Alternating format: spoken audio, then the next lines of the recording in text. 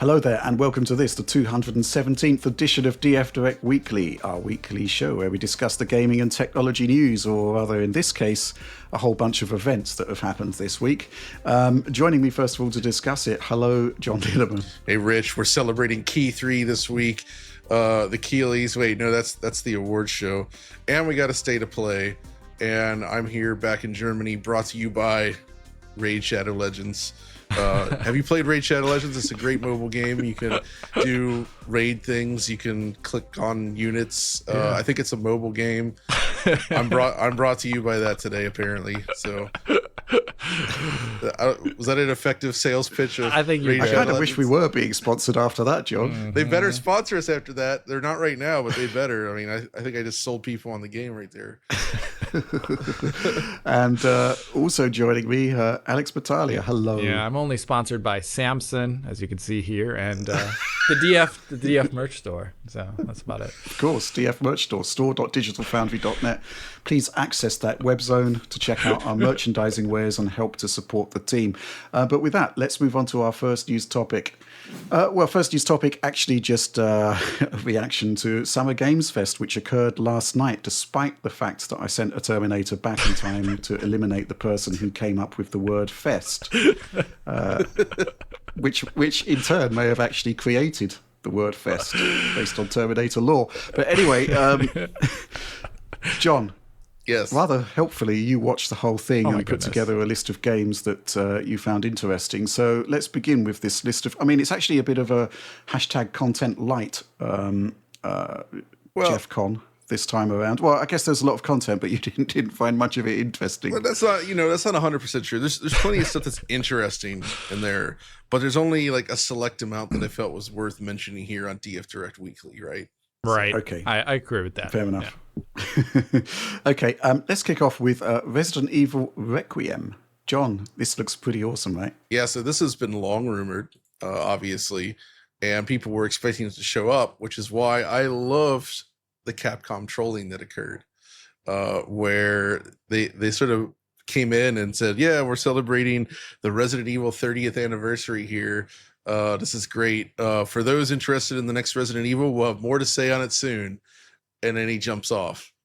And so everybody's like, either, wait, what? Or, oh, is it going to be at the Xbox show? Like, it genuinely worked. It created that confusion. And then at the end of the show, they dropped the trailer, which was great. Oh, cool. So it was a fun sort of thing. It sort of teases back to when RE7 was revealed, if you recall, where it was sort of like, I was at the E3 there when it was revealed. It was like Kitchen was that PSVR demo they showed off. Right. And then they're like bringing back Project Kitchen or whatever. And then at the end, like the letters turn into Resident Evil 7 Biohazard. And it was like, oh, it was a big surprise, right? And I feel like they tried to do something similar here with this reveal. And including with the references. So it seems like Grace Ashcroft, the daughter of, I think it was Alyssa, basically a character that was in like one of the Resident Evil or Biohazard Outbreak games, the online PS2 games being mentioned here. So they're kind of doing a deep cut here at the beginning. I was actually expecting, based on rumors and other things, that Leon would be the main character, and that actually may still be the case. But this is sort of like the initial setup for the game. But we're not necessarily here to talk about the story. We're here to talk about the tech, because this is the first Resident Evil game that has been developed for current generation consoles from the beginning, I guess you could say. There may have been a PS4 version at some point, who knows? But as it is, it seems like this is probably going to be a current gen only game. So it kind of gives us a peek at what they can do with RE Engine going forward, running a proper RE game. And right away, they're bringing the character model heat, as they always do. I feel like this is Capcom's artists and tech team at work, along with the engine. Just they're some of the best in the biz when it comes to producing character models. I feel like they just look freaking great always. The hair rendering as well is excellent here. Everything about it is just awesome. Plus, they're showing smooth animation, good acting, good lighting, shading. Like everything looks really like well rooted in the environment in a way. Like when they show her desk with all the monitors and the books and everything just looks properly in place. Mm-hmm. So I'm really liking what we're seeing there. Of course, it's still targeting 60 FPS. Hopefully, that's not a bad thing, and that they can actually hit the target, because we know that wasn't always true. If you look at like Monster Hunter Wilds and Dragon's Dogma 2, Right. But I think this is a smaller scope game, so I'm not sure that'll be an issue. We'll see. But yeah, I mean, it's really just a very early look at some of the scenery and stuff that you can expect in the game, and it does look pretty cool. The setting looks really nice, and I'm thinking we're definitely seeing some nice improvements over what they had done in the past with RE Engine in various Resident Evil games. The lighting especially just looks superb, I think. Yeah. So I don't know. What do you make of this, Alex? Well, I was looking through the trailer originally. I wasn't sure if this was actually Resident Evil because of the intro of it, but then it kind of became clear when got a little bit later on. And like you, I really thought the hair rendering was done really well on the main character, the woman, the Ashcroft lady Grace. that you were just talking about, Grace. Especially when her hair inverts when she's being held in some sort of horrific torture device at some point in the trailer. Usually, like when hair is constrained to a certain degree, you don't want it to be, just to make sure it doesn't flop in weird ways, you constrain it to like a certain like angle away from the head that it can never go. And here it actually can fully invert. And that's pretty rare to see in anything. So that was really cool to see. One thing I was on the lookout for was better ray tracing than they've had before, because I don't know, the RE Engine games, they do some things really well, and I'm always really happy that they're pushing in this direction, but their ray tracing has been just like really low quality for a while, as well as their SSR.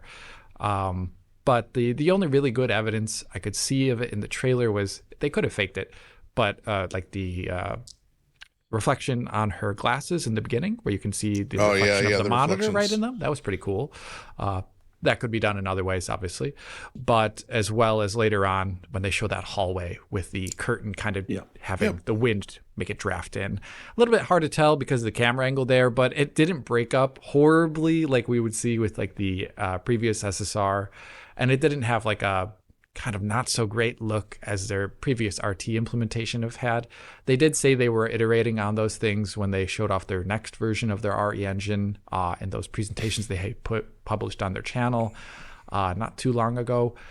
So I'm hoping that's what we're going to be seeing here, but I don't know. There isn't much other information here. Do you think this will be a first-person title, John? Or a third-person? I'm not.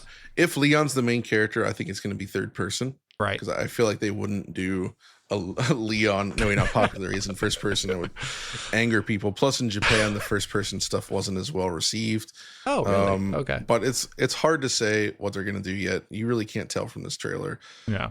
What I do like though is like the towards the end of the trailer, we get that sort of bombed out look at Raccoon City, including the peek at the police station from Resident Evil 2. Right. But it's like completely just ruined. And so, but before that, they kind of showed like a zoomed out view of the whole city with like a crater and everything in the north, everything. So I'm wondering if it's going to be kind of like not open world per se, but like a larger open environment than before, like the whole city to explore. I don't know. I'm curious to see. For sure. I really love the hair rendering. I mean, we saw some of that in Pragmata as well, which we'll talk about a bit later. It does seem to me, though, that they do seem to be reducing gravity slightly to make the hair bump sort of maybe, cascade. They could. Yeah. Lots of hairspray. It just looks slightly odd to me, but the rendering does look fantastic. What can I say? Capcom are just knocking it out of the park, left, right, and center. I mean, of all of the third-party developers this generation, obviously we've got issues with some of the stuff that's happened, particularly on PC, but they're just sort of consistently delivering great game after great game. I think they're on a run here, and I think also in terms of from what we understand in terms of the size of the development teams and such like, they're also a really efficient outfit as well. So the fact that they're able to consistently deliver this output and the quality. And we're seeing the the RE engine actually potentially just being sort of current gen only at this point. Great things to come, I think. I'm really excited by this.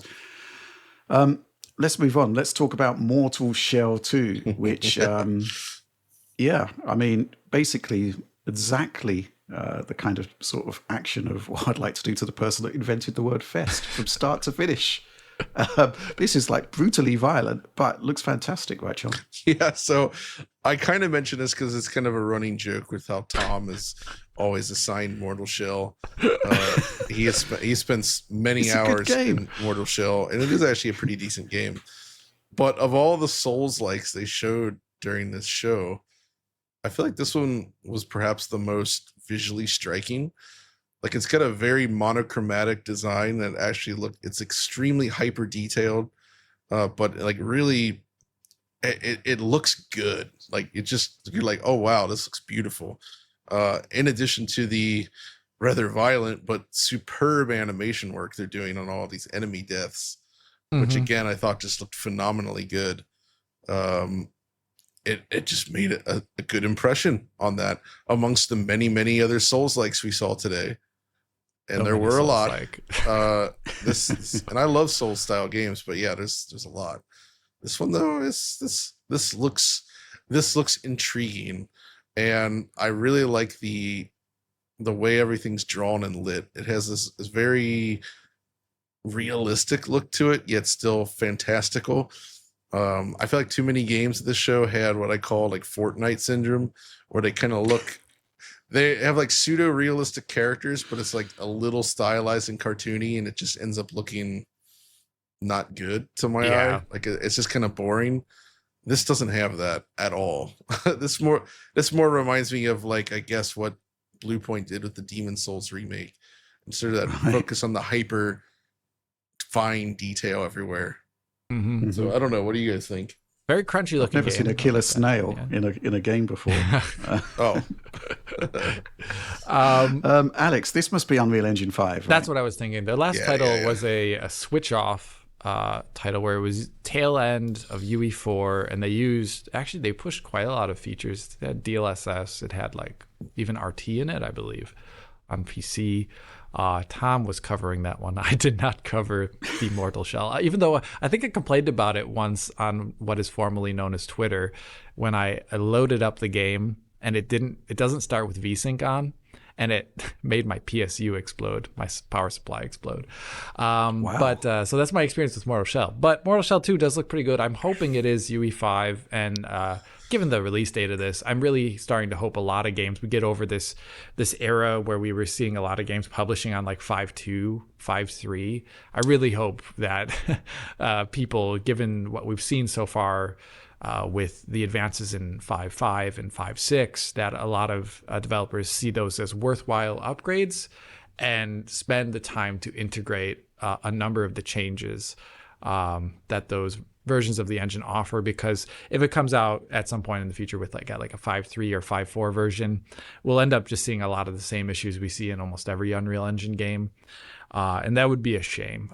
So I don't know the exact publishing date of this, but one thing I hope for any UE5 game is that it uses the latest version of the engine possible. I'm just loving this. I'm just watching this trailer through again. In fact, I'm just watching it through for the third time because I'm guessing these are like finishing moves that we're seeing here. Your glory particularly kill. Like the guy, the guy with the extendable chin that gets beaten to death with his own chin. It is very Doom 2016 in that aspect. Yeah. Or God of War. Happy days for Tom when he comes to review this, because it looks hilarious. Okay, that was all pretty cool, but let's move on. We're back to Capcom again, John. Onimusha, Way of the Sword. That's right. Again, just quality start to finish. Like, you look at this and you're like, yeah, this is just going to be a good-ass video game, and I expect it will.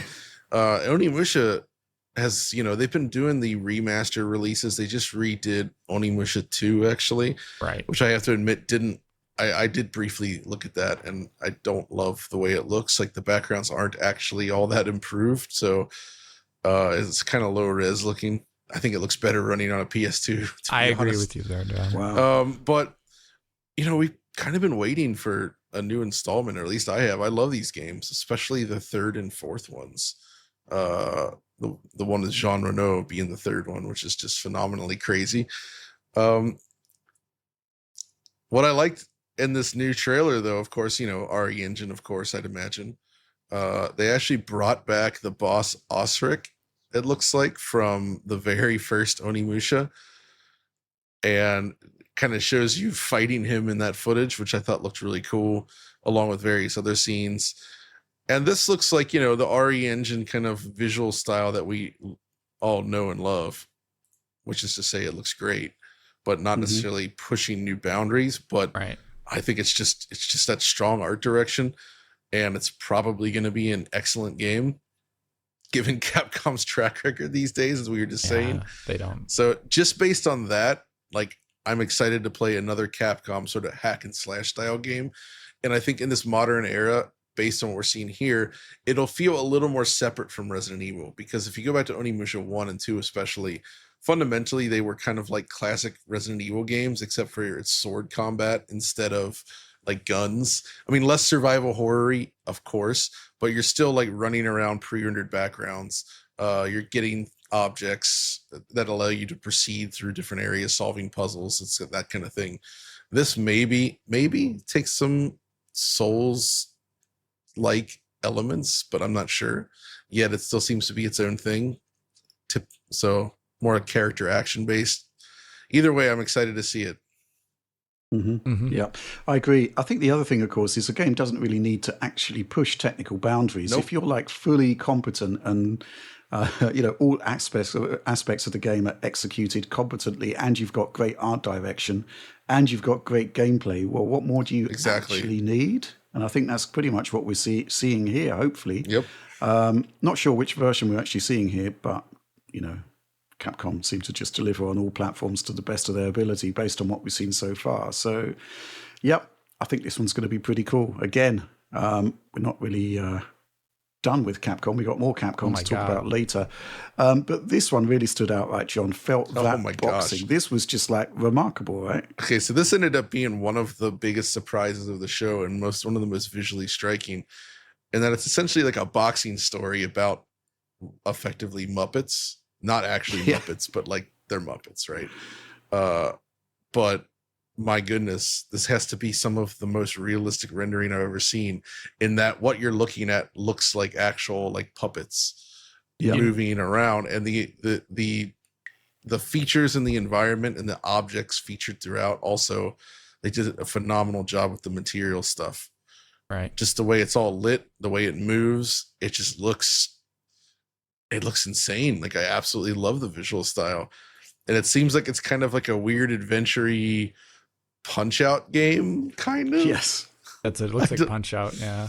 Also, the camera work that they showed during some of the Punch-Out stuff, really good. The combination of like the movement, the animation of the characters with the motion blur specifically.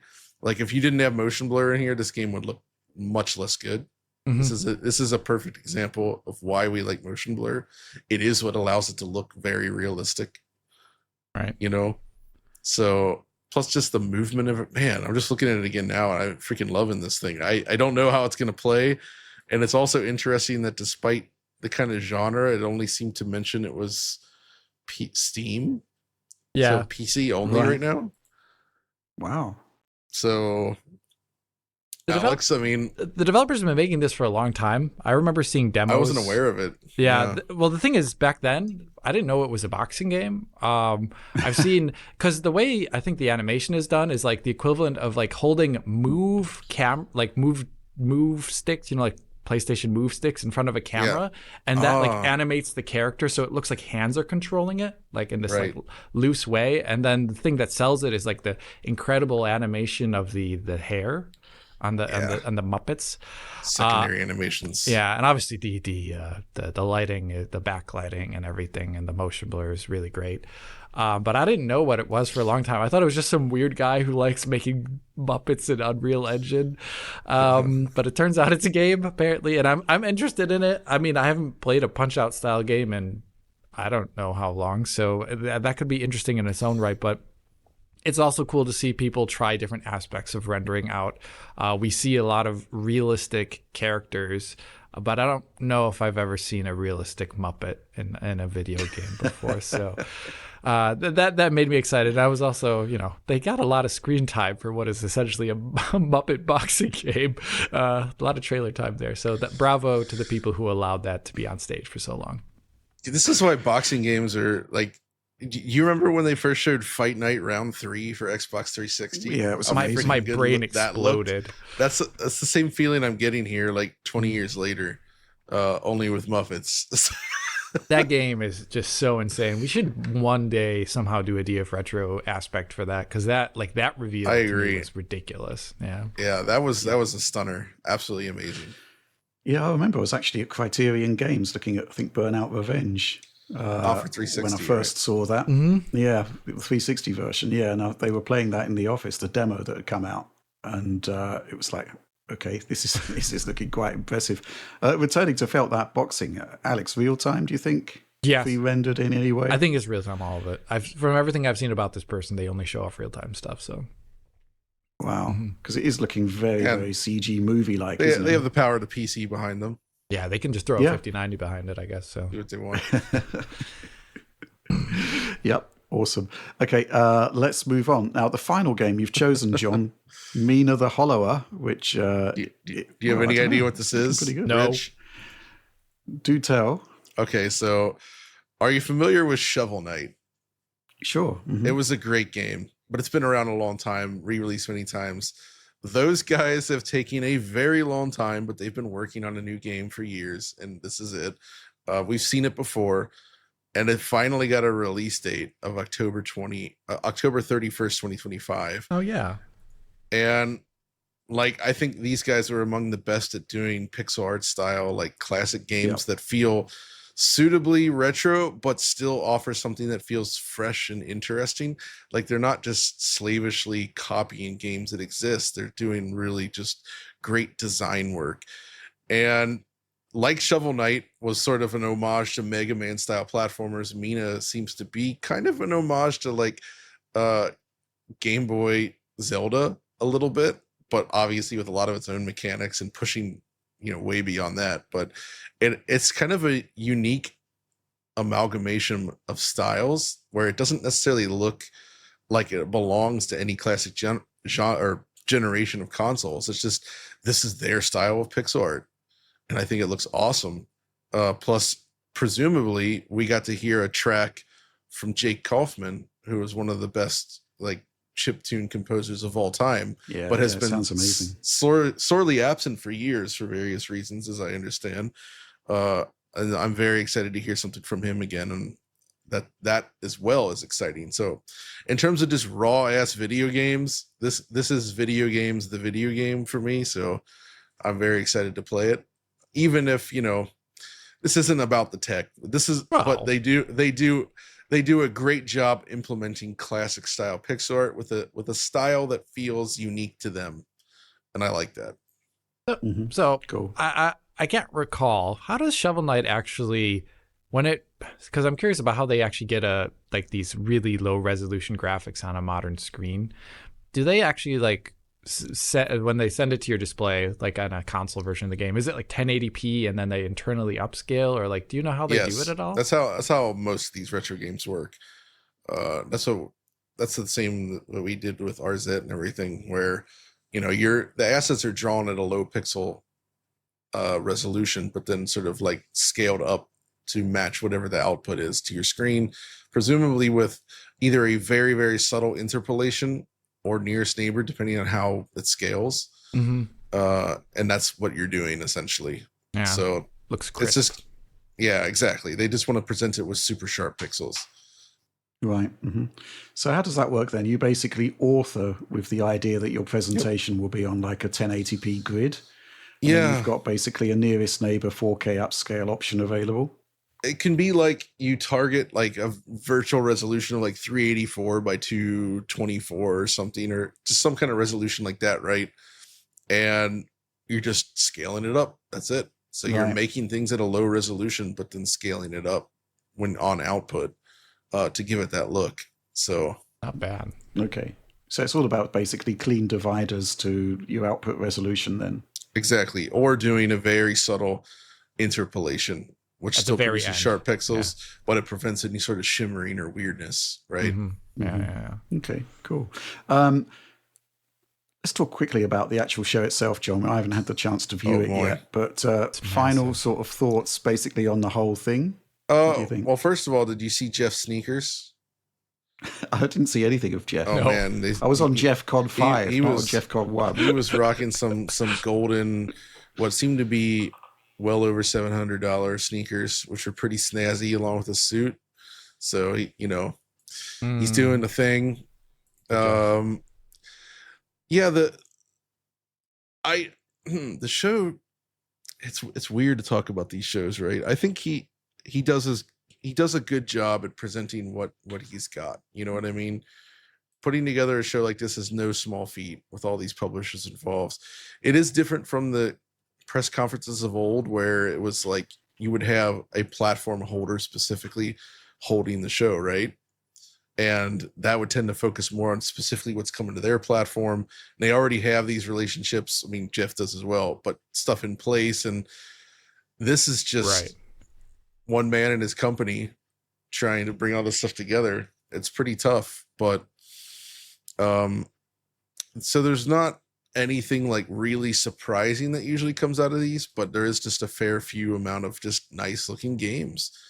Although some of the stuff that was a little bit odd was like they showed Death Stranding 2, for instance, but it was just a random cutscene, right? Which to me says like, okay, Geoff probably wanted something from Kojima for the show, but Kojima has probably spent his time making whatever launch trailer they have, and they just needed to pick something to show here. So I guess that's why they went with it. Yeah, I think there's actually a separate presentation happening with Death Stranding okay, that would make sense. And to be fair, that kind of makes sense, right? I think that the challenge facing Geoff is basically in the digital age. Why should you actually present your shiny new game alongside 20, 30 other shiny games? Give when it you can more just room. define your own period. So that's actually a big problem, I would say, with these types of presentations, especially when you have like, there's 6 Souls-likes shown in a row. It's hard. Right. How do you leave an impression on the audience? You know what I mean? So whenever, because I feel like at some point the way the games are revealed, things just start to blend together in a way. It's very long. Mortal Shell did a good job. Killer snails beating somebody's death with their own extended chin. That the audience gasps. And the one thing I liked about this, I did not watch it in real time like John probably did. I did not watch it in real time. I was thumbing through it. Okay, good. But I did like at the end, even though the games didn't necessarily interest me, there was a bit at the end where there was like longer form videos of devs talking about their games. That's cool. It's respectable. I did not have the time to sit down and watch them all, but if I was interested in the genre of game and the game, that would be perfect for me to get to hear from the developers what they are about, their style, and what the game's going to be. So I really appreciated that bit. It makes sense that it's at the end, of course, because I think a lot of people are tuning away because they wanted to see the big trailers or something like that. But so I respect Geoff for allowing that kind of stuff in there. Mm-hmm. I mean, I always really like the pre-hype. I mean, somebody was apparently tracking Gabe's yacht, suggesting that his yacht had left Seattle and was heading to Los Angeles. I was like, he's stuck in the Strait of Gibraltar. No, that would have been quite a detour, Alex. To be fair, yeah. Wow, yeah. I think people were expecting Half-Life 3 for some reason. Because of rumors and stuff, and Geoff's relation with, I guess, Gabe and the Half-Life series in general. But I don't know. I don't like to put those big expectations. I saw a lot of disappointment. Like, there's not enough of the big stuff. Where's my GTA 6? Where's my Half-Life 3? And I'm just like, there's no reason. Like, if you get that stuff, great. But like, to expect that from a show like this, that's a bit unrealistic, I feel. Mm-hmm. I think it's great that there is actually time for titles to have their chance to shine, so to speak. because otherwise, maybe some of this stuff would have been overlooked, and you could actually apply that to the state of play, which we'll talk about shortly. So, Rich, if you had to rate Geoffcon, does it get the full Geoffcon 5, or is it more like Geoffcon 3? Isn't it Geoffcon? Geoffcon 1 would surely be the most urgent. That's true. Geoffcon 1 is the most urgent, of course. So, what do you give it? Is it all the way down at Geoffcon 1? Well, Geoffcon 1 would be the top score, surely. Yes. That's the point I'm making. No, that's what I'm saying. I'm still saying in an order of numbers, even though that is the best or the most urgent, I'm still saying it's down, from 5. Ah, okay. It's like putting the pedal down to the floor. You go faster, right? Okay. I didn't watch the show, so I can't really comment. But looking on your edited highlights, there was some good stuff in there, right? I mean, it's just not the sort of AAA bangers that people were maybe expecting. Just a whole bunch of quote unquote, as you described earlier, interesting games. All that back and forth just for you to say, "Well, I didn't watch the show, so I don't know." Yeah, I at least wanted you to comment on Jeff's suit and his sneakers. you're better suited to actually attach a Geoffcon rating to it. That's true. What's I'll give your it a Geoffcon 2. That's Really? pretty good. Yeah, it's good enough. Good. Okay. I think it's not a bad show. Although there was a better show this week, which perhaps we should get to in a moment. Yeah, but first of all, Alex, do you have a Geoffcon rating, or are you bowing out like I am? Well, I mean, I didn't watch it in full, and I don't even remember what Geoff was wearing, unlike John. So I think that gives it like a Geoffcon 3 at that point. Okay. Geoffcon 1 for the trainers, perhaps? Yeah, maybe. Yes. His trainers are officially at Geoffcon 1. Okay, let's move on. Okay, so let's move on, and we're going to be talking about Sony's State of Play, which we did all watch. And what can I say? I think it's a triumph for diversity of content, some great games in there, and also a focus more on Japanese developers, which I really enjoyed. Let's take it from the top, John, because actually I thought the introduction to this State of Play was probably the best I've seen.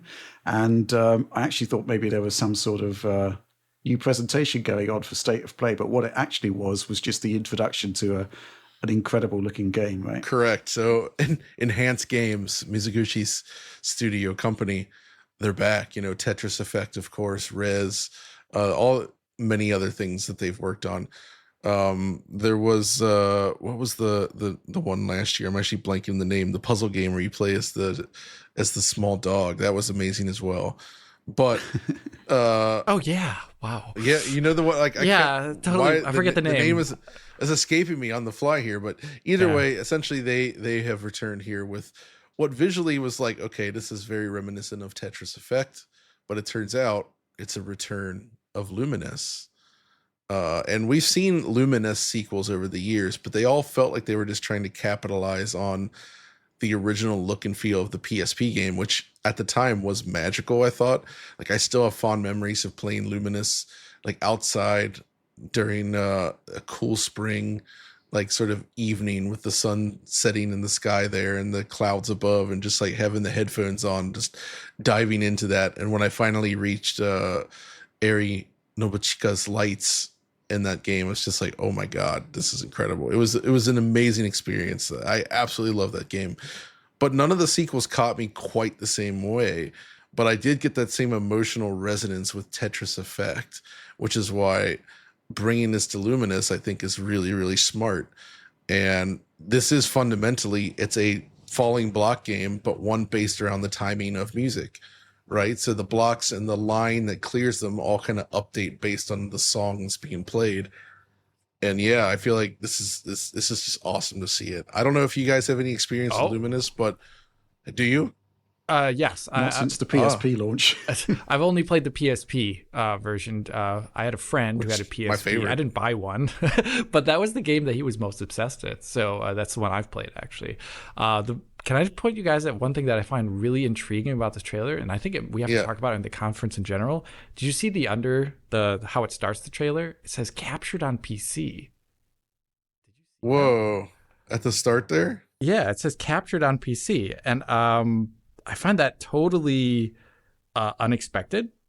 So I guess one thing that about this conference and we'll talk about it later when we get to another game, is I guess Sony's pretty cool with showing PC footage at their conferences now, and also saying like, oh, this game's coming to PC as well too. Like I saw that at least for a couple of the trailers here.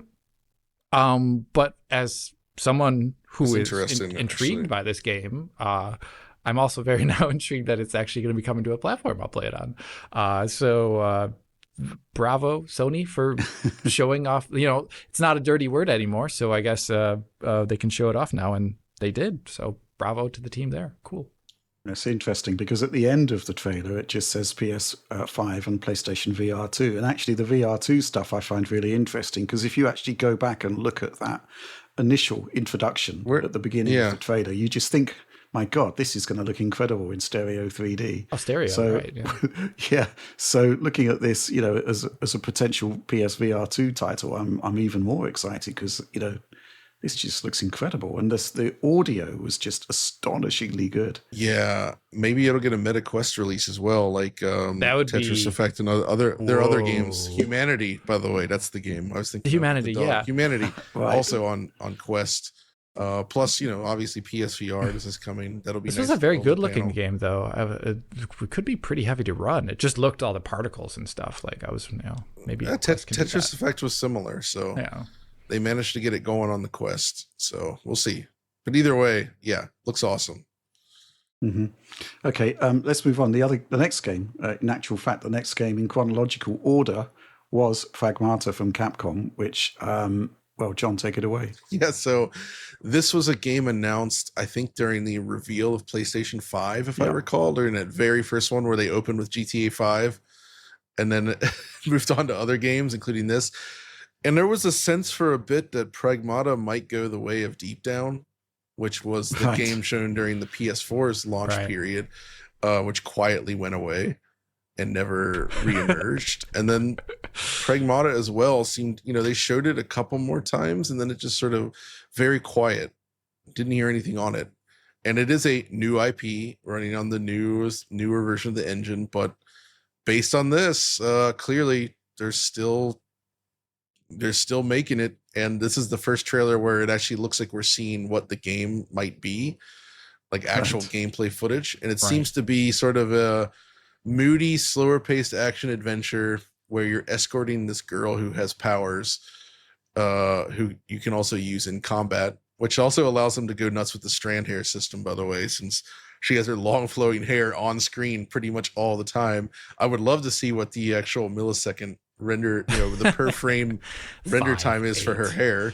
Yeah, that's I bet it's expensive, but I mean, it's interesting sci-fi action game from Capcom, and it's hard to say more without seeing like how it actually ends up playing, but consider me interested. I like that they're doing a new IP here, and hopefully they pull it off and this doesn't become like Dino Crisis 3, which is another sci-fi space game, which could have been awesome, but was not. I'm not going to say the words, Rich. Don't worry. Okay. Thanks. That hair rendering, I do wonder how expensive it is, because performance is quite variable in the gameplay clips you see. Yeah. It was definitely one thing that caught my eye. We saw a lot of 60 FPS trailers, but this was very noticeably 30.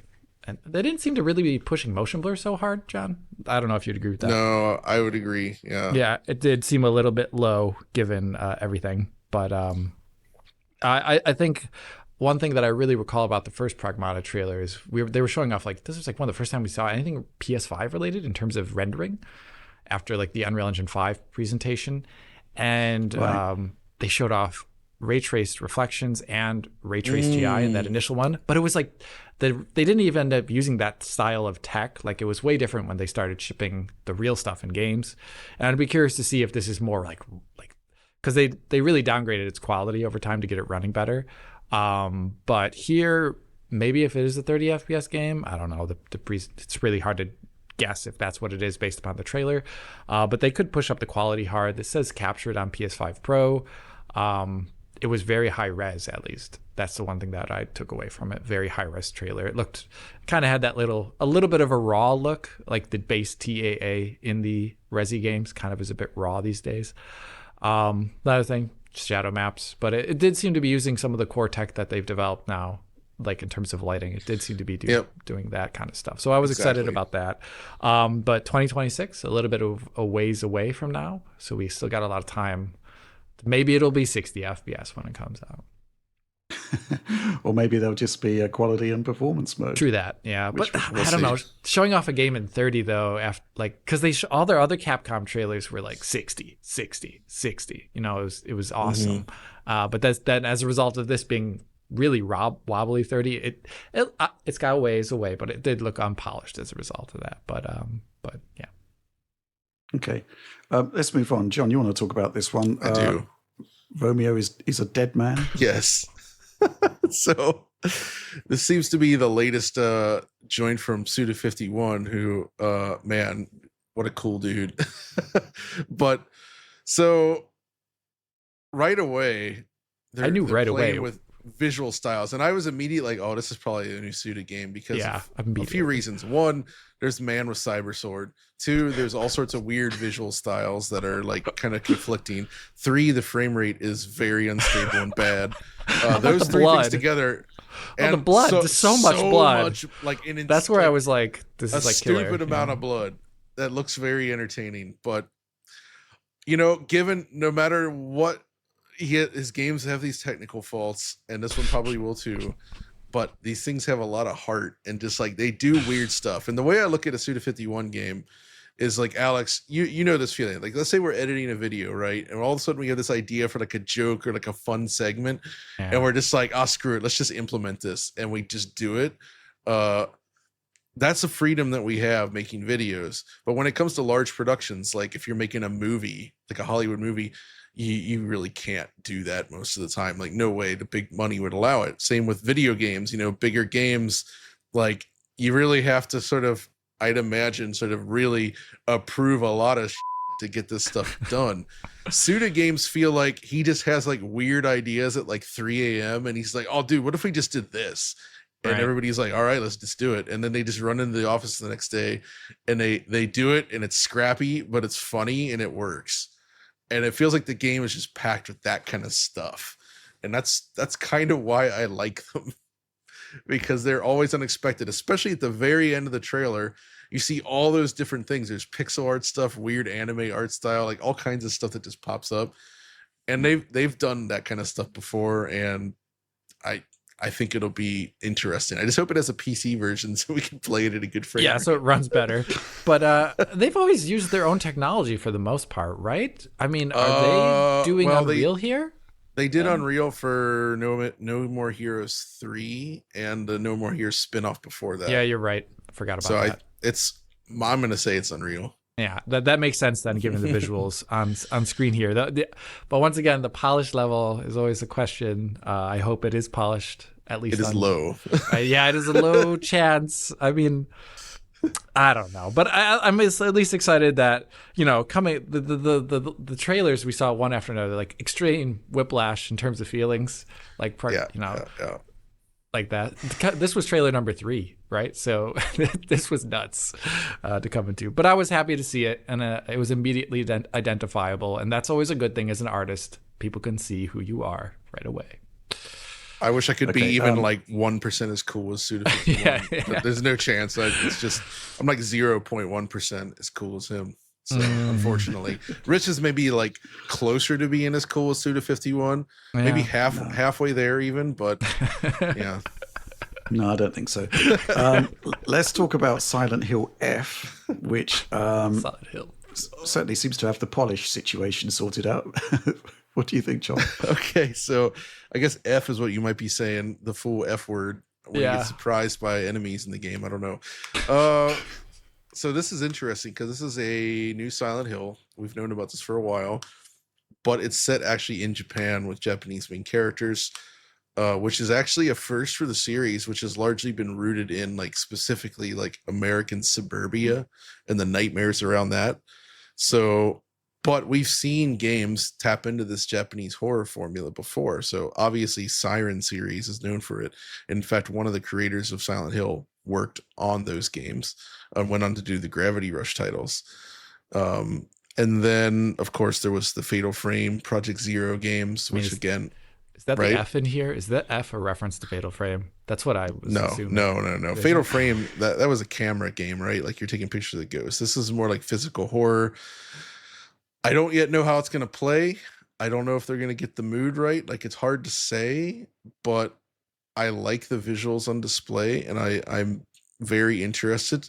I at least have faith that Konami is taking Silent Hill seriously again.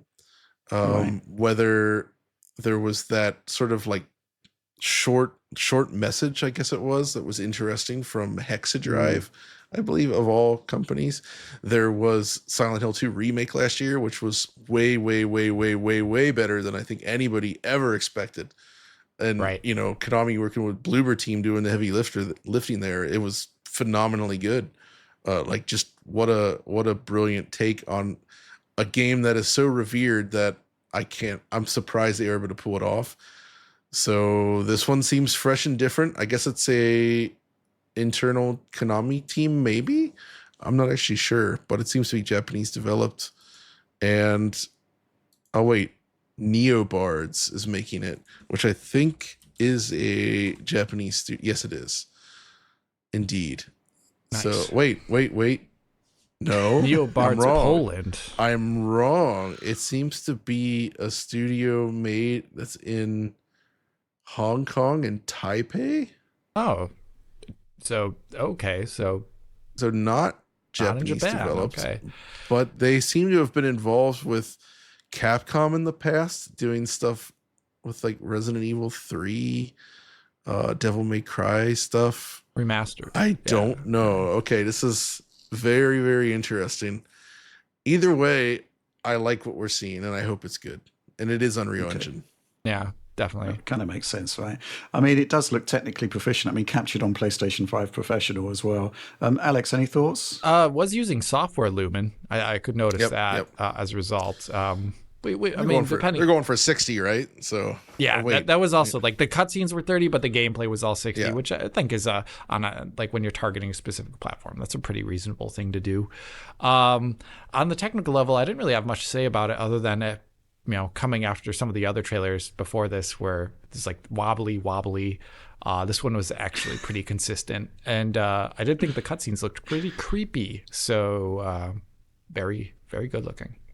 I think we need a wobbly badge. Wobbly. I describe things as wobbly for some reason these days. I don't know where it came from, but I love it. Wobbly 30. Wibbly wobbly.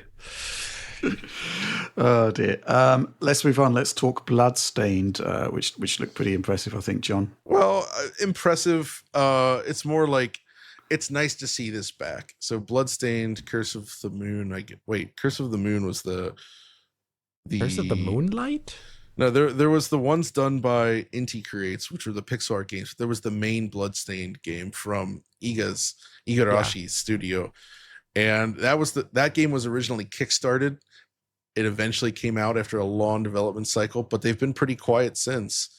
And I guess we were waiting, like, are they going to sequel or are they doing something else? And well, they're doing a sequel. At least I didn't know that this was being made, and they finally showed it off. And I think it looks like a noticeable visual improvement over the original game. But that original game was not played because of its graphics. It was played because it was an awesome game from like one of the fathers of the Metroidvania genre, of course.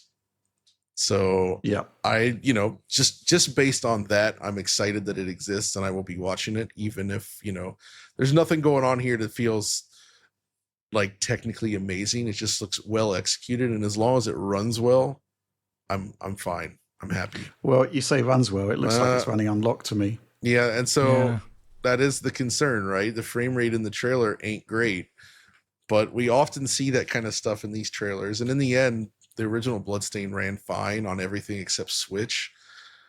Maybe I should try that on Switch too, but it wouldn't fix the bad graphics because the Switch version was massively pared back as well. In addition to running like hot garbage, so maybe this will be on Switch too. I don't know, and it can run like garbage again. We'll see.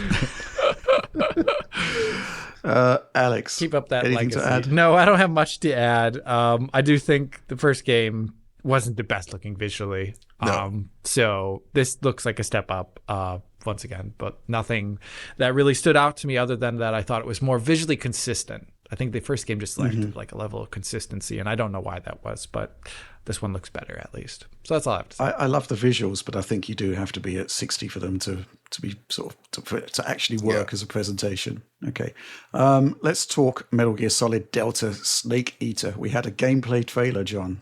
We did. I guess this was the most we've seen of it yet, and this is the first trailer where it feels like, oh yeah, we're actually seeing the entirety of the game finally. Like they're showing stuff from across the whole game all the way up through later sequences. And first of all, for you two fellows, have either of you actually played through this game, like all the way through it? Not completely, no.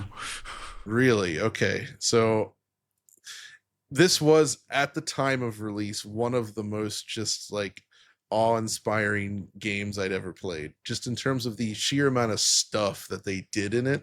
I mean, you hear stories about things like the end, right, with that battle with the sniper in the forest and all the weird ways that you can encounter him, but like the whole game was filled with creative stuff, and it was super long too.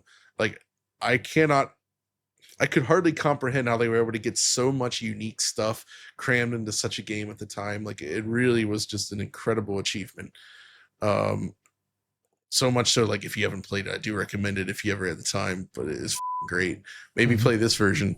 Pardon the F word there. But that's just how darn good it is. That's how good it is coming in. Yeah. But I will say this trailer disappoints on one aspect. It's 30 FPS. So this is an Unreal Engine 5 joint. It does seem like they're adapting a lot of the animation stuff and the framework of the original game, actually. And even though the original on PS2 was also 30 FPS, I was kind of hoping that they would be targeting 60, and they may still. I actually don't know. Maybe that's even already being announced. Maybe there'll be a performance mode. Silent Hill 2 had a performance mode, though that wasn't great. And that was also Bloober Team, so it doesn't really have any bearing here. But if it's just 30 FPS, especially without motion blur, I would be a little bummed out, because it does look a little framey from through a modern lens. Even though the actual visuals on display, I think, are largely very, very good.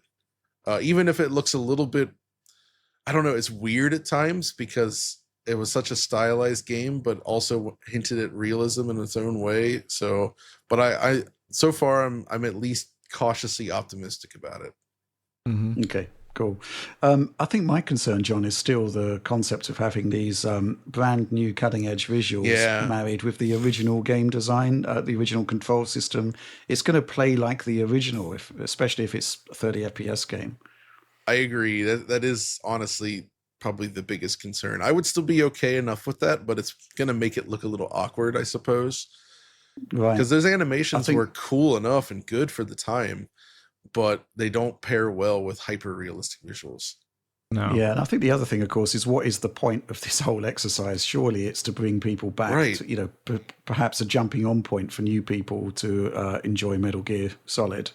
And they're getting gameplay mechanics from decades ago, so it could be jarring, I think, is my concern. It's a shame we didn't ultimately get the Fox engine powered Metal Gear Solid 3 remake, because I feel like if they had been able to marry the core mechanics that were developed for Metal Gear Solid 5, but then sort of like bring in the MGS3 stuff, it would have been insane. Because when you play Metal Gear Solid 5 today, and those mechanics are still brilliant. That game plays so well. It is really, really, really good. It was exactly what it needed. The game was only let down by some of its weird pacing and story stuff. Yeah. But if you combine that level of gameplay quality with the storytelling and the experience of MGS3, it would have just been phenomenally good. But instead, we're getting sort of a reskin versus, say, what Capcom has been doing, right? That's what I was kind of hoping for as well, what Capcom's done in the past with like the Resident Evil remakes. You look at something like Resident Evil 4 and it's still spiritually connected to that original game, but they revamped it all. It's its own thing that stands alone. And that would have been awesome to see here. And I don't think we're necessarily getting that. Yeah, it's just going to be weird. I think beyond the controls, which I think they are very particular for the time, very particular. I don't know how many people will jive with that on a modern controller. We'll see. But also the arenas, like the way the game is so segmented, like I'm very curious to see what that feels like with a UE5 skin over it. I've played a lot of RTX Remix stuff recently, and it works well enough in those games. But for a large, really expensive published title, it may look a little odd when you see like these like walls just like with like a texture over them. I'm very curious to see what they're going to do with that. Yeah. Mm-hmm. Okay, let's move on to Nioh 3. There's actually a time-limited demo out now. I was hoping to get a chance to play it before recording the Directs, but I have not. John, did you play it? No, we've got a trailer to look at here. I haven't had a chance to play it either. I really want to. Switch 2 has kept us so darn busy, right? Mm-hmm. Yeah. I might have to download this after at least. I do want to at least try it because I love the original Nioh. Nioh 2 I was less hot on. I found it a little more frustrating, but the first one was phenomenally good. And I like Team Ninja stuff in general. And this looks like a big visual leap for the team, if you will. And it also looks rather performant, mostly, compared to what they've been doing recently with stuff like Rise of the Ronin and various other games they've put out. So, I don't know. I'm happy they're revisiting Nioh again, because second to Ninja Gaiden, this was like the other best sort of action franchise from Team Ninja. And even though it is ultimately very much a Souls-like in many ways, Nioh always had its own feeling to it, you know, and they did a lot of unique stuff that made it stand apart from just like being a quote-unquote Souls-like. In addition to being, I would argue, the Nioh games were harder than anything From Software has done, save for maybe Sekiro. Sekiro was also pretty brutal in a good way. So, I don't know. I'm excited to see it. Mm-hmm. Alex, thoughts? I mean, it seems like they're doing kind of what they did before, at least, where they have like a 30 FPS cutscene set up with 60 FPS gameplay, which it fits really well in the trailer. One thing is that they've like in the recent engine outings, they've started adding in features that seem a little bit out of place. Like Oliver's covered them, and like they had in like ray trace reflections, but it only applies to this one pond and this one scene. Really weird. But I guess that's them getting maybe everything in order to make a better game down the line in the future. And I hope this is what it is. I haven't tried out the demo. Is it only a PS demo? I don't know. Is it only? I don't know either. Been a bit too busy. Okay. I don't know. I probably. Okay. Well, in that case, yeah, probably.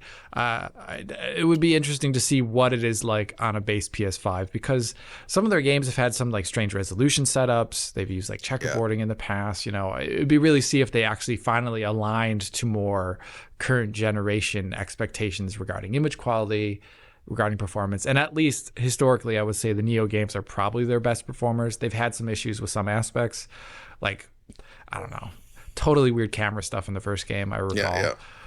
But like I'm hoping they're all over those humps and we get like a really polished game here. Okay, so the final game that caught our attention for a specific focus was 007 First Light from IO Interactive. And interesting disclosure to begin with on this one: alpha footage powered by Glacier, which is their quote-unquote bespoke engine, mix of gameplay, cutscenes, and in-engine footage. Kind of says to me, Alex, that probably it's the PC version. Probably, yeah. Behind all of that. And it is, I mean, pretty much, I mean, we were talking about this earlier, weren't we? It's pretty much the first thing we've seen new from IO Interactive and for the Glacier engine since the RT upgrade for Hitman 3, which became Hitman World of Assassination. So grounds for some excitement here, I think. But I'm curious what you think of this whole presentation. Well, there's so much to talk about here. I think when this was announced, we were really excited because we find those Hitman games, like with their systemic design and their freedom, it does seem perfect for a secret agent simulator, almost. And also the humor. James Bond films can be pretty humorous. I think there's a lot of humor in Hitman. It seemed like a great marrying. And then now the trailer comes out, and I'm like, at this one time, I'm like happy, but I'm also a little bit worried. So it's great. Like on a tech side, there's a couple of things to point out that are I don't know what to make of them right now, because when we saw Hitman 3, or now what is Hitman World of Assassination, they brought out those ray tracing features, and I really thought they'd be pushing more in that direction. But it was one thing that was pretty absent from the trailer in a visually obvious way. The game currently, as they showed it off here, was using just like actually pretty janky shadow maps all over the place. Like there's like cutscenes like where it's just like flickering all over Bond, and it's like, oh my goodness. So they're at least showing off something that I would say is very real, at least, and work into progress. That's cool. I also think in terms of cutscene quality, their games haven't really been so focused on cutscenes for a while now, but it is a Bond game, so it has to tell a story. So it seems like they've got like scanned actors in there, and the animation quality's up, and they are doing directed cutscenes now, which look, I would say pretty good, all things considered. But then you kind of get to the gameplay, and I'm excited because I think IO can do this well. But at the same time, I'm afraid that we're going to get something overly directed. I don't know. We'll see when the game comes out. But the trailer was very like, it reminded me of a little bit of an Uncharted game, and I was like worried that it would be like about like light stealth with a lot of punching and shooting instead of like there is indeed light stealth and a lot of shooting and violence. That's for sure. Yeah, but the Hitman games, they are not light stealth. I'd say they're heavy stealth, and they're heavy. And they're heavy also environmental interaction. And I thought maybe this would be a great showcase of all the really cool physics they've had in their engine for so long now. The Glacier engine has that like physics benchmark you can run, and it looks amazing, but the games barely ever use it. Like yes, so it's like the weirdest thing ever. They have this amazing physics engine, but they barely use it. So I was curious to see if we would see more of that, but it was a little bit less of that and a little bit more cinematically driven combat. So I don't know. Drake Nathan, and it didn't help. I mean, I get it is young James Bond, but the actor, praised their skills, but my goodness, I said it to John, this guy looks like a Marvel dude. Like he looks like Marvel dude. And, he's a Marvel man. And but that's fine. I don't know. What did you all think of this? I'm interested, but I sounded a little negative there. I'm sorry. Well, this is the youngest Bond I've ever seen. I'm not sure I really like that direction. Have you not watched James Bond Jr.? No, that is thankfully missed. I've not seen that before. The concept sounds abhorrent. That's for sure. Not good.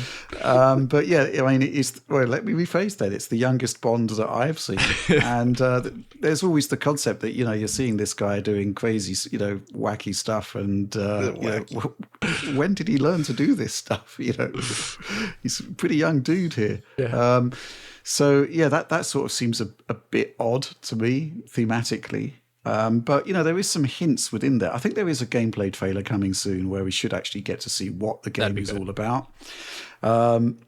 Because you're right, there is a lot of great technology within the Glacier engine that isn't really showcased in Hitman, and it would be great to see it showcased here.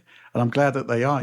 Obviously, I guess they haven't moved to Unreal or anything like that, which I think is also fantastic. So I'm. What can I say? I've got a lot of faith in IO. I think it's going to come together. Young Bond, though, not sure about that. It's sort of like some sort of... it's like Henry Cavill has been kind of merged with some sort of younger dude to produce what we're seeing here. I'm not quite sure it works for me. But, obviously, it's just a trailer. Any final thoughts on this one, John? Yeah, I mean, I think it looks quite nice, actually. I have some of the same complaints as you guys, but... I actually do like Uncharted games. I think those are a lot of fun. And I feel like if this is an Uncharted style game, but with additional depth layered in, courtesy of, if you're basically combining elements of Hitman with elements of Uncharted, it sounds like a good old time to me. Like I really have no issues with that. And frankly, I love the Hitman game, but it's essentially like a simulator of stealth in the fact that it's all just these separated, disparate maps that you load up. I never felt like they managed to tell that much of a coherent story in that reboot of Hitman, or really any Hitman ever. So they needed to tell a story for a Bond game. It wasn't going to work otherwise. And so they obviously had to do that. So that's going to influence the design as well in terms of how it's paced. I'm okay with that. I was also happy to see some crowd scenes because IO has a nice history of of big crowds in their games, going all the way back to like Blood Money. Even on PS2, where you have this the New Orleans stage with like hundreds and hundreds of dudes walking around. It's quite cool. So they've definitely brought that in. I am a little surprised, in addition to James' moves being like so suave and also extreme at such a young age, why does this young whippersnapper get to drive an Aston Martin? Who knows? And also, maybe like, there will be a story-driven cutscene to tell us. Yeah, hopefully so. Yeah. So yeah. That's the thing, and like you said, Alex, he does look suspiciously Marvel. Yeah, I think it's just the DreamWorks smile he's giving that really right? I mean, he's smart. He's you know what I'm talking about. So like, I think that's the thing that throws me off, because when I think of James, I was supposed to say James Bond. John, when you think of James Bond, I don't think of like an asshole smirk. I think of like a sophisticated smirk. Like after you've like said like the best insult ever, then you kind of like double entendre. Yeah. But exactly. I would say his smirk is more befitting of John Bond, personally. It's definitely a John Bond smirk. But I don't want to insult the actor. I want to see the game. But it did leave me a little worried. But I'm fine. Okay. I'm fine. Okay. John, there's a lot of great stuff in State of Play. I think that's actually one of the great things about this presentation was the, as I said, the diversity of games that we saw. And I think what you described as a complete lack of sad dad games. Yes. Sad dad AAA. How many sad dads are there? I think there's The Last of Us sad dad, but how many more are there? I can't really think of too many. Kratos is a sad dad. Okay. So yeah. He's more angry though, isn't he? He's also angry dad. A few, he's kind of the remorseful kind of sad dad kind of character in that. He was angry, right? And then he became a sad dad. But he became a sad dad. Then there's, of course, you could say there's like John Marston is kind of like a sad dad if you go back to the freaking Red Dead series. Of course, who else? Like, I guess. If you look at, I didn't mean to put you on the spot. Deacon. There. No. I mean, technically, Deacon's got a bit of sad dad energy to him, but it's like sad husband energy. Is he a dad though? He's sad husband. It just felt like there was that period of time where there was a lot of games that were very dark and depressing, and the world is shit, and everybody's unhappy, and I'm miserable living my life and just trying to survive. And I say that though, even though I actually love those games. Is the order? Is Mr. The Order a sad dad? No. I don't know. Is he a dad? He's not. I'm sorry. I've sort of derailed this whole thing. It's all right. Let's talk about the games, because there was some really good games, which we aren't going to talk about in depth, but they certainly are worthy of comment there. Yeah. So to mention, there was. I'm happy to see more of Ninja Gaiden Ragebound for one. Check that out. Pixel art action Ninja Gaiden. Arguably the best looking 2D Ninja Gaiden that has ever existed. It's absolutely gorgeous looking, so I'm totally on board for that. I was happy to see the Mortal Kombat Legacy Collection announced from our friends over at Digital Eclipse and Atari, where they're actually applying the Atari 50 style design, I guess, to Mortal Kombat, which I think is freaking awesome. It's like the interactive documentary style design where you're kind of going through the history, interviews with the creators, retro footage, as well as all the games, including like proper arcade versions of some of those titles. Like Mortal Kombat 1 has never really had a good home version, and I think stuff like Mortal Kombat 4 has never had the arcade version like really accessible at home either. So it's cool to see that stuff. I'm happy that they're able to actually do more of this. The Black Dragon lives on. The Black Dragon lives on. Sorry, there was something missing there. That's a complete lack of interest in my Mortal Kombat 2 champagne. I know. Oh, man. That. That's actually, I feel like we need to contact them over there and get that in there somehow. Yeah, maybe we should make some sort of video where we do actually open it, drink some of it, get hospitalized. Fatality. Embarrass Mortal Kombat champagne fatality. Yeah. So after that, there was a Hirogami, which is this beautiful looking platformer action game that's very reminiscent of what's the media molecule game, the paper one, you know, the one. What, Tearaway? Tearaway. Yeah, thank yes, you. Tearaway. It was a PS Vita and then came? Yeah, it was PS Vita and then it came to PS4. And yes, Tearaway. And it was even ported to PC too, game. I think. Yeah. And this has shades of that, but looks like with its own unique mechanics, including turning into a paper airplane or just a piece of paper and flying through the world that way. So I'm happy with the look of that. I'm certainly interested. We finally got the announcement of Final Fantasy Tactics returning as the Ivalice Chronicles. I keep looking at footage of that, and so it has both the classic visuals as well as sort of revamped visuals. I think I'm growing more and more okay with the revamped visuals. I'll have to see more of it. It initially looked a little off, but it's not bad. I don't know. We'll see. I will say, though, that I always liked the way this game looked on PlayStation 1. I don't know if you've seen it on there, Alex, but it's got beautiful 2D sprites, but then somehow the backgrounds, just 3D polygon backgrounds, the texture work makes it almost look like it's also pixel arty to a degree, but it all runs at 60 FPS, and it just has like a really fluid, smooth feel to it, which was unusual for that system at that time, which is why it's odd that the trailer was presented at 30 FPS. Because the original game is 60, and it should be 60, and it would be weird if it was not 60 in this new version as well. I'm sure it will be. I hope it is. Famous last words? I don't know. Thief VR, anyone? That's cool. I don't have a good VR setup. I would probably, like John, have to get the MetaQuest 3 to have a good VR setup and more space. Right. But seeing a Thief game, and I really think if you're going to evolve the genre, you got to be in VR. That's the best way to do it. I'm very interested in that. So Thief has had a rough go in terms of coming back. The Thief 4, whatever it was called, wasn't that well received. And then the series kind of disappeared again, right? And I feel like making a VR game of Thief is not necessarily one that's going to draw big crowds.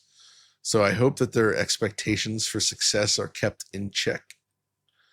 But I like the ideas of using Thief gadgets and an approach to that in actual sort of VR. I think that could be really, really interesting. Because, you know, that stuff like water arrows and moss arrows and, you know, the rope arrows and all that, they show all of that in here. And I'm really fascinated by that idea.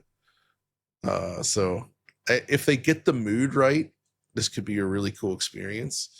But it is being done by Vertigo Games, which I guess they've done a bunch of other VR stuff in the past, so it makes sense that they would tackle something like this. And it currently says it's just targeting PlayStation VR 2. But that would be a death sentence, so don't do that. Given their history, though, I would imagine, because they did like the Arizona Sunshine games. Right. Okay. I think they were involved with Seventh Guest VR, After the Fall, various other games. They've done a lot of VR stuff. So, and most of it has come to multiple platforms. I think if you're making VR games in this day and age, you need to be on everything. Yeah. Otherwise, you're in big trouble. Unless you're first party, of course. Right. But right. Otherwise, yeah. So there's that. Beyond that, there was Sword of the Sea, I guess, which looked very much like a spiritual follow-up to Journey's sand surfing sections, but they are related. So like the artists that worked on Abzu, The Pathless, and Journey, in fact, he's involved here with this newest title. And I love the sand surfing in Journey. So the idea of making what seems to be an entire game out of sand surfing, that sounds fun and appealing. And the visual style is still very Journey, which is not a bad thing. So I will certainly keep an eye on that. I don't know about you guys. Oh, I mean, I also like that they described inspiration of like a surfing game mixed with snowboarding games or something like that. Yes, I exactly. So, like you can like ramp off of something, which wasn't really what they were going for with Journey. But if this one has more gamified aspects to it, I think that'd be a great thing. Because Journey's fine, obviously, but it is a bit low interactivity. Right. So having it be a little bit higher would be great. Sure. Mm. Beyond that, though, the last thing to mention, I guess, is Marvel Tōkon, which is fighting souls. I guess that is the meaning of Tōkon. Mm. But it is Arc System Works taking their shot at a Marvel fighting game. So I guess relationship with Capcom ended. Arc System Works is now in the seat. It looks awesome. I feel like in terms of doing 2D viewed from the side fighting games, nobody does it better than these guys. Like arguably, I guess you could say, Street Fighter 6 is a good enough looking game. Mortal Kombat, the recent ones, they do a good job with their more realistic style. But in terms of like animated anime, manga, that sort of look, Arc System Works has it down. And the big secret is that they're able to do these really crazy keyframe animations. And not everything in this trailer is that way, though. But there is definitely a bit of it where it just, they know how to make the moves hit in a way that is reminiscent of 2D sprite work, yet it's still using 3D polygon models. But it doesn't feel like an attempt at it. Like the recent City of the Wolves from SNK, that's good. It plays great, but it just doesn't look that exciting in motion. And a lot of it's down to the animation style. And Arc System Works is freaking outstanding at this. But I guess the question for me, though, is how's it going to play? Because I don't necessarily love the Guilty Gear games as far as the gameplay is concerned. But I don't know. We'll see. Did this have like I think the trailer, did it show off some sort of tag team dynamic? It Is did. That what I was getting? I don't know. I'm not always so, I don't like the Marvel versus Capcom games beyond their visuals that much. I think they're a little bit too chaotic, a little bit too intense for me. Yeah, they're like so intense. They are. But if there's one other thing I want to praise about the trailers, also character designs. They were fantastic. I don't even like Marvel stuff, but I was like, I love the way Iron Man looks. That is amazing. That is such a good idea. So whoever was responsible, there's probably a lot of people responsible, but the person who signed off a lot of the character designs, at least, thumbs up. I feel like there's a long history of Japanese developers adapting Western comic IP into video game form and doing it better than any Western developer. Yes, that's the way it looks. I mean, it goes way back to like 80s even. When you think of like Batman games, before Arkham, you think of like Sunsoft Batman, right? And then there's stuff like Marvel versus Capcom, all the Marvel stuff Capcom did, and other examples as well. They've always done a great job with that, and hopefully Arc can continue that. But with that, Rich, that's pretty much like all the show stuff. There was a lot, though. Absolutely, yeah. But it is time to move on. And yes, we do actually have some news for you this week beyond what was revealed at various showcase events. And this one is quite good news, actually. A couple of months ago, it was, I think, beginning of April, actually, thinking about it, Oliver put together a video which investigated user reports that there's something amiss with VRR support on PlayStation 5 and PlayStation 5 Professional. Specifically, that a lot of games, mostly the ones that were running unlocked, there seemed to be a stutter going on there. You'd have perfectly reasonable gameplay for like 20 minutes, and then something would kick in, and we put together a video that highlights this, and I followed it up because we're doing some R&D work on VRR capture, and we were actually able to isolate the effects here in Days Gone Remastered, where every 8 seconds there would be a hitch, a stutter, and on a VRR TV this would result in, you would have refresh rate tracking, which would show the actual refresh rate of the panel, ergo the frame rate of the game, and it would suddenly shift to 120 hertz, which kind of suggested that you were dropping out of VRR for a split second. On our sort of nascent VRR capturing tools, this would actually present as a 25 millisecond frame time spike. And so with this Days Gone footage, what we were actually doing there was just isolating those 25 millisecond spikes. And lo and behold, literally every 8 seconds there was one.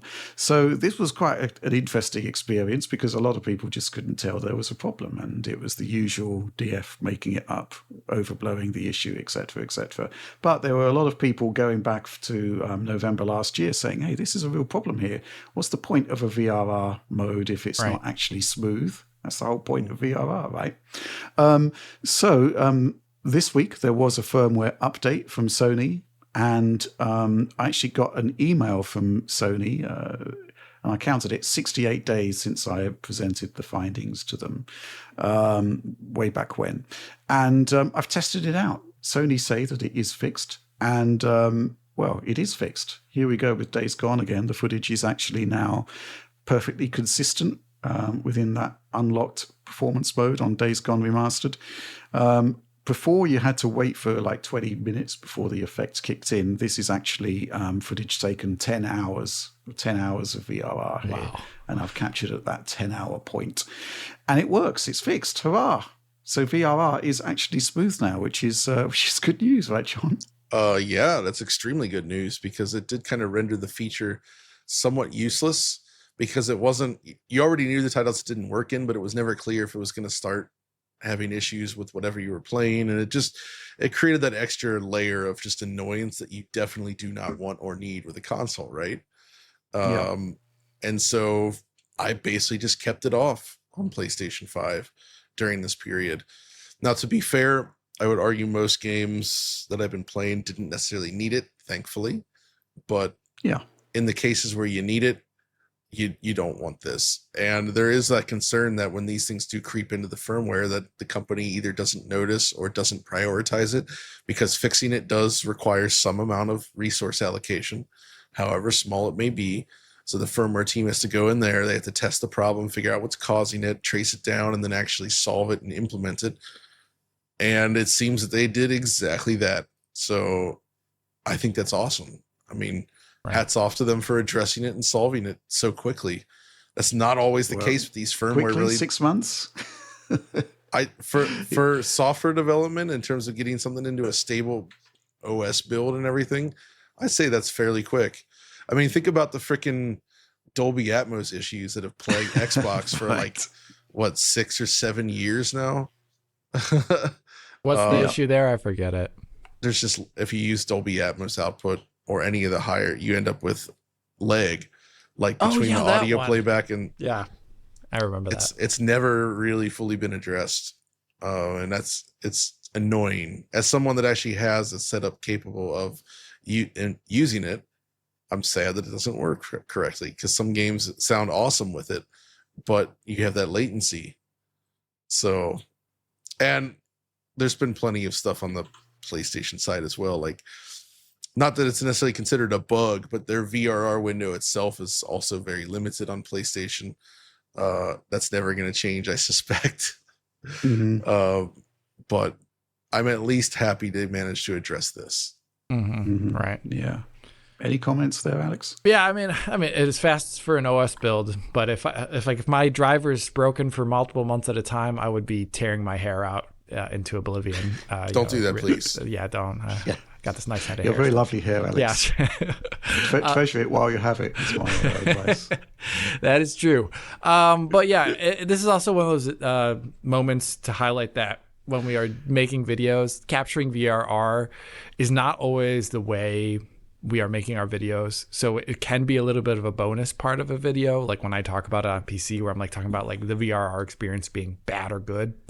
Because a lot of the video capture that occurs for us is always going to be using VSync, because the game will look awful on YouTube if you don't have that. So, but I'm happy that there was enough audience input here, both on our Discord as well as like linking us to on social media. I know Oliver was all over this, so very grateful to everyone in the audience who wrote to us. Yeah, absolutely. We were getting like at one point sort of, I'd say I'd get 2 emails a week from our contact us email address saying, hey, can you look at this? It really needs to be fixed.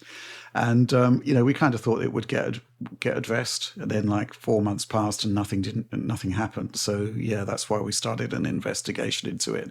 I'm glad that it's all sorted now. So yeah, good stuff. Let's move on.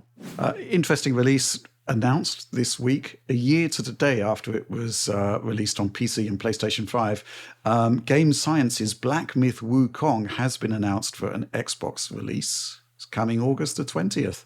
Obviously, this has brought back a whole range of debate about whether it was a platform exclusive for a console exclusive, rather, for PlayStation consoles. And obviously, we have seen a lot of examples of games arriving a year or a set number of years after their initial launch. I think the last one was probably Death Stranding, which arrived like literally 5 years after the original PS4 launch. Oh, yeah. And so is there or was there an exclusivity arrangement with Black Myth Wukong? The evidence kind of suggests yes, but then we have this comment from supporter Loond. Sure, I've got that pronunciation wrong. Anyway, important context with regards to Black Myth Wukong. They seem to really like August the 20th. Game was first announced on August the 20th, 2020. Was announced to be on UE5 on August 20th, 2021. Another trailer on August 20th, 2022. And first hands-on preview on August 20th, 2023. Game Science also made another comment on their FAQ regarding the delayed release on Xbox. What do you think, John? Is there actually... I'm not aware. Is there like some historical context? Is there something about that date that's important that I'm unaware of? I don't know. Because that's it seems arbitrary, but like when they put it like that, with all those things always hitting on that date, I mean, we have this supporter comment from Bespoke ! Also, August the 20th is the 17th day of the 7th Chinese lunar month, which is when that culture believes is the Monkey King's birthday. The reason PlayStation has never commented on these allegations is because they never comment on silly Xbox fanboy claims. Well, you say silly Xbox fanboy claims, but this was a claim made by Microsoft, or heavily hinted Correct. by Microsoft that there was a platform. And to be fair, numerous journalists with very good sources corroborated that there was some kind of arrangement in place with Sony. Anyway, going back to Bespoke !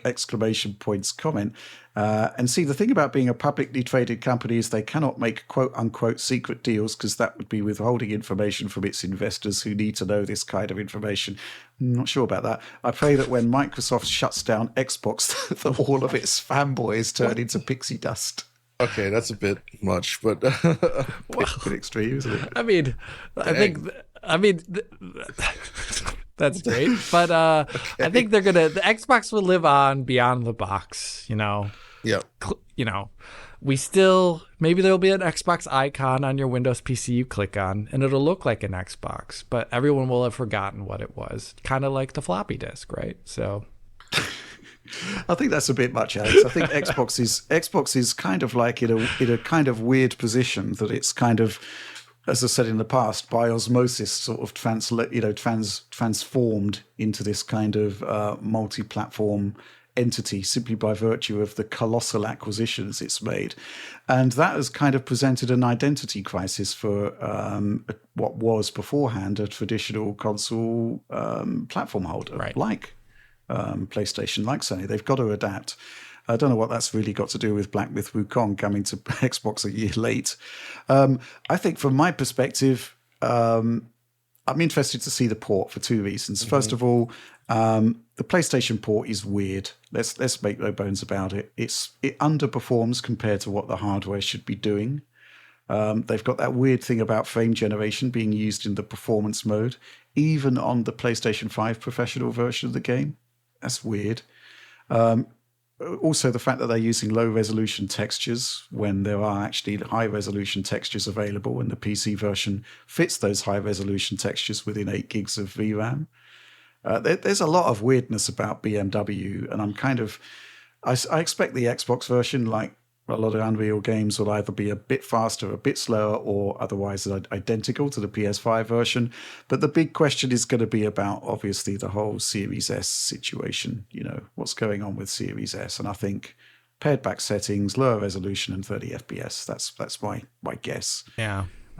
What do you think, Alex? Yeah, I mean, it could just have one mode, or there's nothing preventing them from using their strange FSR 3 mode. Of course, they could use frame generation if they really wanted to. Yeah, which would be probably a really bad experience given the resolution constraints. But I think one thing that was really making this game weird, it was using such a vintage of Unreal. According to the EXE, it was like 5.0, right? Yeah, 5.0. I mean, that's what the EXE can say. Obviously, they may be picking and pulling from other branches because they are using the NVRTX branch at some point. Which will have later stuff. But it's just weird. And I felt like Oliver said when it came out initially, it's like one of those, like someone who had never experienced what a console was, and they had to like somehow make modes for it, and they just chose the most random stuff. And and that's what it really felt like. And I hope maybe, like, do you remember when Bloober ported that one game, the name is escaping me, to PlayStation 5? It was like a launch title for Xbox Series X. What was it, John? You covered it back. The Medium? The Medium, The yes. Medium. It When was they not a launch title, though. Oh, it was like, was it a little bit after? It came out within the first year, though. Yeah, that's my bad. Sorry. But like when they reported that to PlayStation, they made a lot of better decisions about their tech makeup, and the game ran better and arguably looked better as a result. On the PlayStation consoles, it had less stuff technically, but they did much better things with it within their frame time budget. And I hope that's what they could use this Xbox version for, and then maybe port some of those learnings to the kind of strange PlayStation version. And it apparently has sold really well on PlayStation. Yeah. So, it's but a it pretty good surprised game, me, you know, considering the game's totally weird performance. I guess people are okay with that, but they are, Alex. Newsflash. Most people are actually okay with bad performance. yeah, Seriously. I guess so. Yeah, seriously. But that like original balance mode, it was just, or it's just like, oh my God, like, or even just a performance mode. That's always the thing, Alex. You got to think about is like we're like enthusiasts, to put it lightly, in a way that most people really aren't. And a lot of the stuff that we do care a lot about, like there's just our audience cares, but there's a lot of people buying these games that don't. Yeah, they don't even notice it. Can I give you a weird anecdote? Most people Please. don't notice. Most people don't notice bad frame pacing in film and or television. And I recently went to a concert. Steven Wilson, wonderful musical artist. He had an amazing like 8K screen behind him at the Friedrichstadtpalast here in Berlin, massive stage in Germany.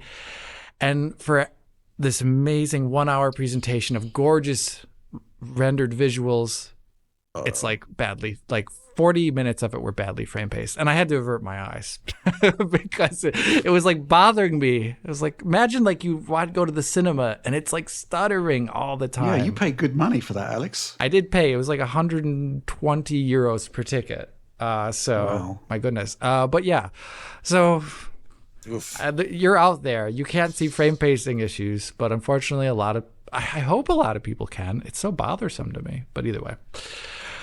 Wukong. What was the name of that arena again? Friedrichstadtpalast. It's actually a stage where they usually do like showtime, like show tunes shows, like really big entertainment kind of stuff, like the equivalent of like a Las Vegas production.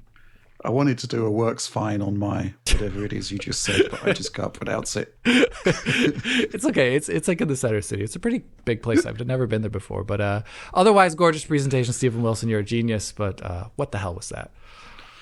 We've kind of gone off on a massive tangent on this one. Sorry, everyone in the audience. Black Myth Wukong is coming to Xbox consoles on August the 20th. And who knows what's going to happen next year on August the 20th. Seems to be some sort of tradition with these guys. Anyway, I digress. Sequel. We've digressed. Yeah. Switch 2 version. The sequel. Oh, wait. Oh, my goodness. Whoa. I think it could do it. I mean, a think 30 it could do mode, some form of potentially. it. It was Yeah. really low on the CPU, like, utilization. We found, like, 3600 could run the game at 60, so. I can say that I had it playing really well on the One X player here. Not bad. It actually ran quite okay. It was good looking. Nice. Okay, let's move on. Our last news story of the week, Unreal Fest, happened this week in Orlando. And what can I say? Digital Foundry actually played a key role in one of the presentations. Alex, you set this up. Why don't you describe what it is, why we did it? I still don't know why we did it, but we did. I think the end result was pretty cool, but what happened and what's it all about, basically? I actually got a message from Ari, and let me pronounce his Icelandic name correctly, Arnbjörnsson or Arnbjörnsson. I don't know if it said, because it depends on which language. Yeah. Who for I don't know, it's like 4 to 5 years now has been working at Unreal. Originally, actually was one of the lead programmers on Returnal. Oh, that's awesome. Got hired after the fact. So that explains a lot of his low-level Unreal knowledge, because they made Unreal tick at a much better way than a lot of studios did, I would say, especially at that later Unreal 4 period. Yeah. So he got hired by Epic, and then whatever. He sends me an email out of the blue, and he guessed my email name, which was great. Not that hard to do. You could probably guess it too in the audience. But he sent me an email out of the blue saying like, "Hey Alex, let's just meet up for a combo. I want you to help me with the presentation." And the whole idea is he had like this, idea to introduce an Unreal Fest presentation, which is all about getting rid of frame time hitches in Unreal Engine. And I've talked about a couple of the reasons why on the channel. Like I've talked about like the traversal issue, I've talked about the shader compilation issue, but there's actually a lot of things that you can do as best practices in Unreal that could prevent other types of hitches as well too. And there's a lot of them. A lot of people will just like set up like a sleep timer on something before some object is coming in, and it'll cause the game to freeze up for like milliseconds at a time for no good reason. There's like a lot of reasons. The presentation goes over all of them. If you're curious, definitely do. But he wanted us to kind of broach the topic because I think we at DF have been really hard on Unreal, and I think justified in a lot of ways. And wanted us to broach the topic at Unreal Fest because Epic is taking this seriously. They really don't want their games to have the appearance of being stuttery or hitchy, and they want to focus on it. And Ari's presentation was all about, we know that this is happening and we want it to stop. And he did an amazing job in his presentation. And his idea to make it funny was that we're all, as you can watch in the video here, we're all like in a tavern and we're singing a song about killing hitches together. And I roped you two gentlemen into it. You took probably a couple hours out of a day to green screen yourself. What was the experience like? Well, it didn't take a couple of hours. Let's put it that way. I did it in about 15 minutes. But the setup time was we're not really set up for green screen as such. No, it was fun. It was good. I was actually quite surprised, bearing in mind the various formats that we delivered our assets in, that they actually managed to integrate them quite well into a coherent video. Yeah, I thought that was pretty cool. Yeah, it was great. The whole presentation I thought was fantastic. I particularly enjoyed the fancy dress. Cosplay, perhaps. Yeah. Oh, yeah, that was awesome. He was talking about... There needs to be like a hitch finder general, which isn't you, Alex. Yeah, no. I don't want to take up that mantle.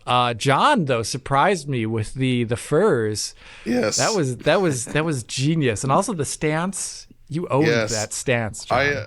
I when he told me the theme, I was like, well, I need to find something to sell this. So I grabbed my closest fur and wrapped myself in it and tried to get the kind of curmudgeon-y look, kind of. Mm-hmm. And it was good. It looks funny. I think it worked. Yeah. Yeah. Mm-hmm. But to say the least, cool. Unreal Fest, really good presentation by Ari. Beyond what we've seen with The Witcher so far, which we'll be reporting on soon enough again as I visit Warsaw. Epic are taking it very seriously. Later versions of the engines that are going to come about are a big push on frame time health. So I'm looking forward to the future, especially if people like Ari are at Epic and they're leading this internal crusade to make the engine as slick and fast as possible. Yeah, well, we've got a supporter question here from Ginny Konkani. Dear Picard, Geordie and Worf. Well, that sets the cat amongst the pigeons straight away. Who's Wesley, first of all? Oh, no. Troy. I'm not Barclay, dressed well enough to be a Troy. I thoroughly enjoyed Epic's amusing and informative presentation on hitching and your cameos, which discussed its various causes and solutions. Beside the year or two delay due to engine version lock-in during development, could this be the beginning of the end for #stutter struggle? Do you have any insight into broader developer awareness of the issue and how likely the uptake of its fixes will be? Is there anything more Epic and other engine providers could be doing? Thanks, and looking forward to your Oscar nominations! ! Point. I was just actually looking at the video again, and because the formatting of my video is slightly different, it's like I'm sitting on an extremely small chair or stool. Forced perspective, Rich. Any thoughts on the question there, Alex? We've covered it before, really. I've talked about this before. It always makes me sad when I have to see it. I just mentioned it earlier this show, where I'm sad that when a game is Unreal and it launches and it's like 5.1, because I know it could have been better on a different one. Like I was looking at Stalker 2 and I was like, oh no, right.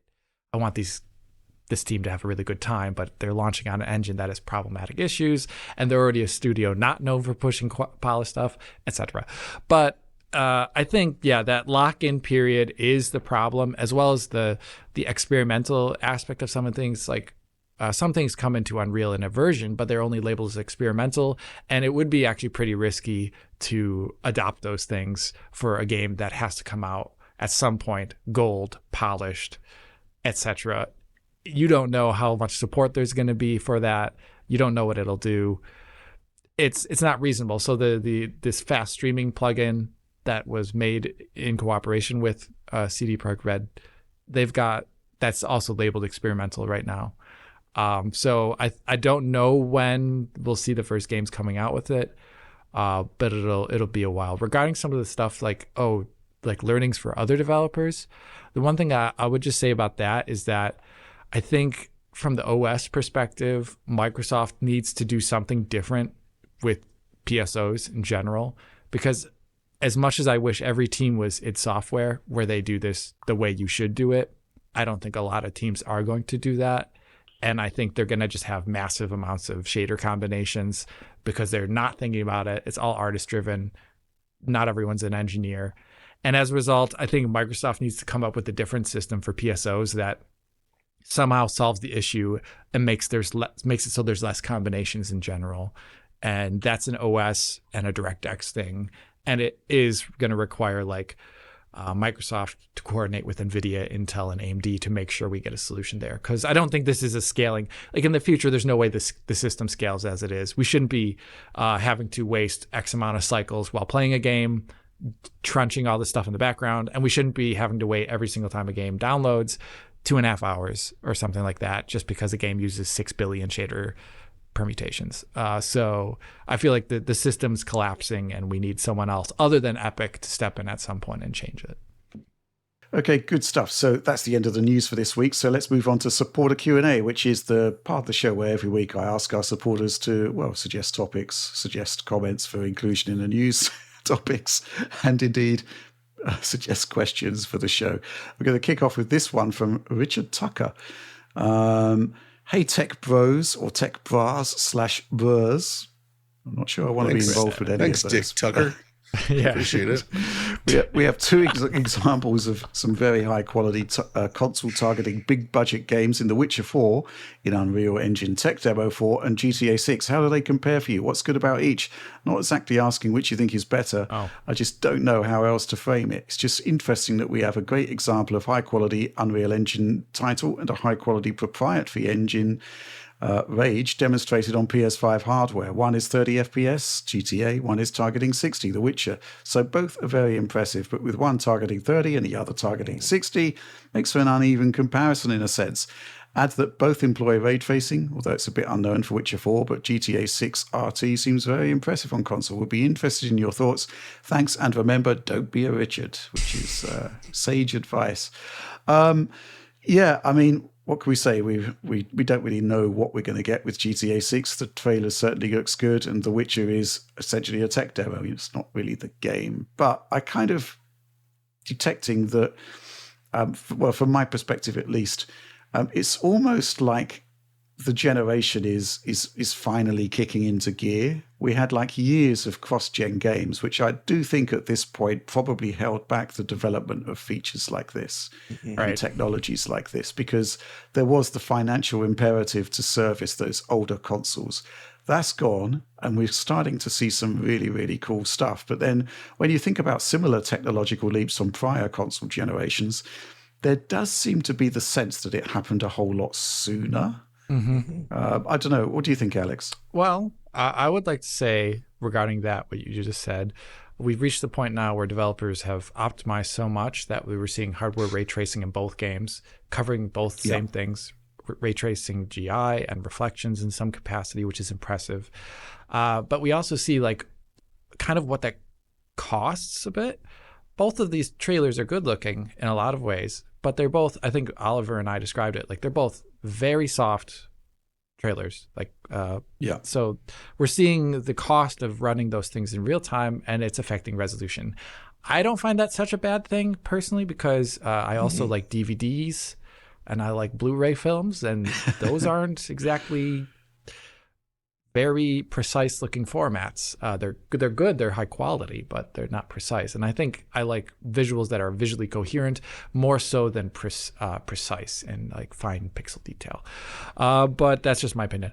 But like you're saying, Rich, it did take quite a bit of time. I kind of want to say, like, what was a good Xbox 360 game or even like, heck, Xbox One and PS4, we started seeing stuff right off the bat where it was like, yeah, I would say Project Gotham Racing 3 on Xbox 360 right away was doing a lot of stuff that we'd never seen before, and it was just like, whoa.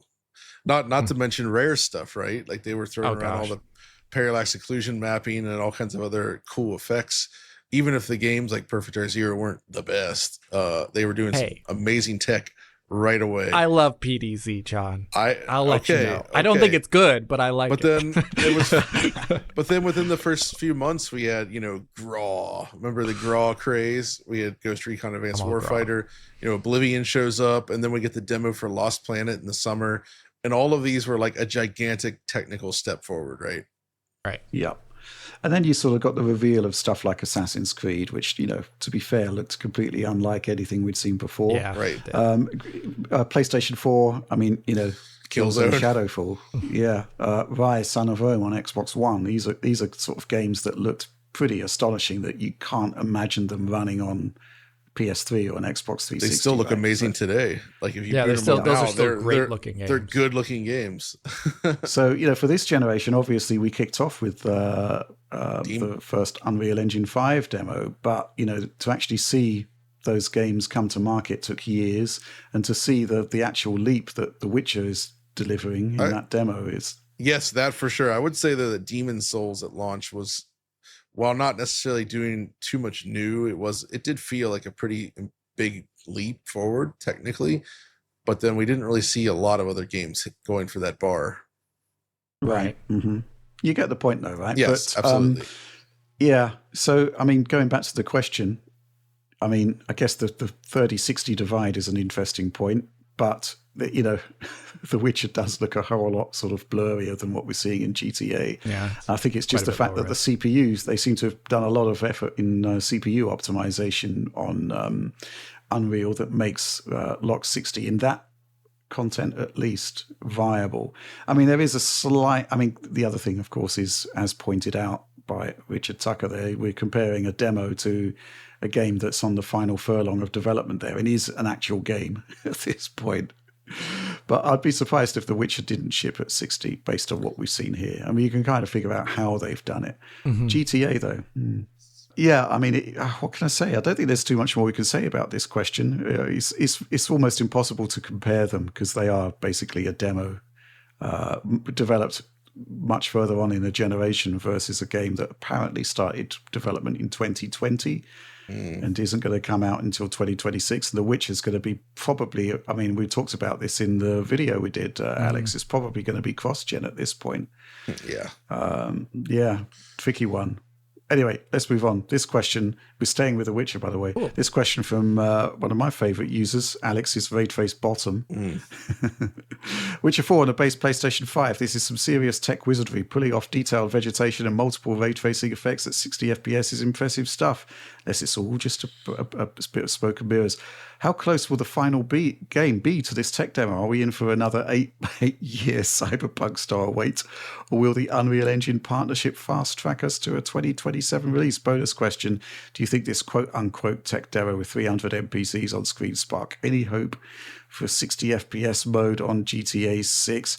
Alex, I'm going to tackle that last one first. I still think the concept of 60 FPS on GTA 6 is probably overly optimistic. Yeah, I don't believe that. Seems unlikely. Seems unlikely. I mean, I think the concept of like having to simulate that entire world and the fidelity that they're putting into it based on the hints that we've seen. I mean, here's the thing, right? If they do it, it's like gravy. It's fantastic. So what they've already done at 30 looks pretty fantastic. Yeah. But yeah. I mean, how close do you think the final game will be to this tech demo based entirely on our complete ignorance of the final game's development cycle? Yeah, I literally can't know this at all. But if I were to guess, I would assume they have less control over the content of the final game. I think I said this in our video where the Witcher games are big open worlds, and there's places you can find where stuff doesn't look nearly as good, where stuff doesn't nearly run as well. And all open worlds have these things. And I imagine that's one thing you'll find is there'll be those jerks on social media who will post like, The Witcher is such a good game. Why does it have this? And it's like some absolutely embarrassing NPC interaction. I don't know. You know what it's like. They're going to do the same thing with GTA. They're going to do it too. Like, most expensive game in my butt.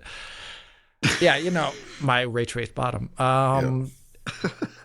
Either way, I think they're going to achieve some stuff better than in this demo. I think so. Yes. Yeah, I imagine. I think the thing is, CD Projekt Red have got this legacy, and it's sad but true. Where obviously a lot changed between the demonstrations for The Witcher 3 and the final game, and it's caused them headaches over the years that they just don't want to have again. So, it's the kind of situation where you can be reasonably confident that they feel they can deliver based on what the quality of that presentation was, simply because they don't want to go through what they went through in the past. So, I would also argue that they did not drop the ball on Cyberpunk in that regard. Yes, some of the gameplay features did change, but we were there for those initial presentations, right?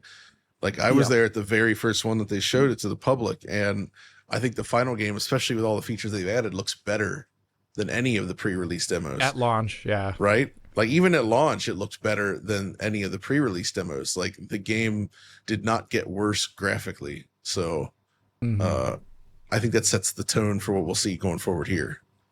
Yeah. So I think there's grounds for optimism going forward there, just based on all of those contributing factors. And the fact that the stuff that they were showing in that technical demonstration, it was effectively a demonstration for Unreal Engine 5.6, which is coming soon, if not even it's out now on beta, isn't it, Alex? Yeah, I believe so. Right. Yeah. Beta. So those were actual systems. Those actual systems that are in the technology as it stands right now, and fruits of the collaboration with CD Projekt Red. Let's move on to a pair of questions which basically ask the same thing. This one from iChewChewChew Frames. Forget GTA 6. Will the tech we saw this week for The Witcher 4 run on Switch 2? The Witcher 3 was the quote-unquote impossible port for OG Switch. Will we see this again for the new generation? This one from Hobo Bench. Awesome name. Hey guys, exclamation point. If The Witcher 4 is able to run at 60 FPS with RT on base PS5, will that bode well for a potential Switch 2 conversion? Were there any parts of the demo that looked particularly out of reach for the handheld? Well, I think, Alex, the ray tracing is obviously likely to be the first casualty, I'd have thought. Yeah, but 60 FPS? Yeah, I mean, also likely. Yeah, 60 FPS and all that. The thing is, they did show off like a lot of headroom, and we've seen it so far that I hope it's the same for Switch 2, where games that targeted 60 on the current gen consoles can scale to at least a better, okayish 30 on Switch 2. We'll see based upon some of our port reports in the next couple of months. But one thing we also haven't seen yet is what does Unreal Engine 5's Lumines scale like to Switch? And we haven't seen anything of that. I don't think there's any example yet of that. And no, well, Fortnite's out, isn't it? But we haven't had time to look at it. And I think Lumen was off. Yeah, I think Lumen is off for Fortnite. Not even a 30 mode. Would you want to play Fortnite at 30? I don't know. But I don't. It is 60 on Switch too. Yeah, so I'm very curious to see what that would look like if it were possible. I really don't know at the moment. I don't want to speculate too much, but I think them showing it off at 60 potentially leaves more room on the table than if they had shown it off at 30. So right. Yeah. Mm-hmm. Mm-hmm. It is all complete speculation at this point. Okay, let's move on. This question from Skyrim Super Championship Turbo Edition AI Pro Max Remastered. Having played around with my Switch 2 for a couple of days, I think I can conclude that it is just as much fun as a Switch 1. That's no bad thing, but I am left wondering what happened to the Nintendo that brought us the more radical Virtual Boy, 3DS, Wii, and Wii U. Not every gamble paid off, but should they have tried harder? Yeah, try harder, Nintendo. Try harder to find a killer feature. John, what do you think about this? I mean, it does feel like a continuity console in some ways, doesn't it? It does, but the reality is that they have attached their boat to this, right? This is where they're going forward, and it all comes down to splitting development resources, right? No matter what, they've always managed to find success in the handheld space. They've dominated there, even with stumbling out of the gate with a 3DS. But the home console stuff has been less consistent across the board. The handheld stuff's kept them afloat. But one of the challenges they faced, of course, was splitting development between handheld, console development, right? We all know that.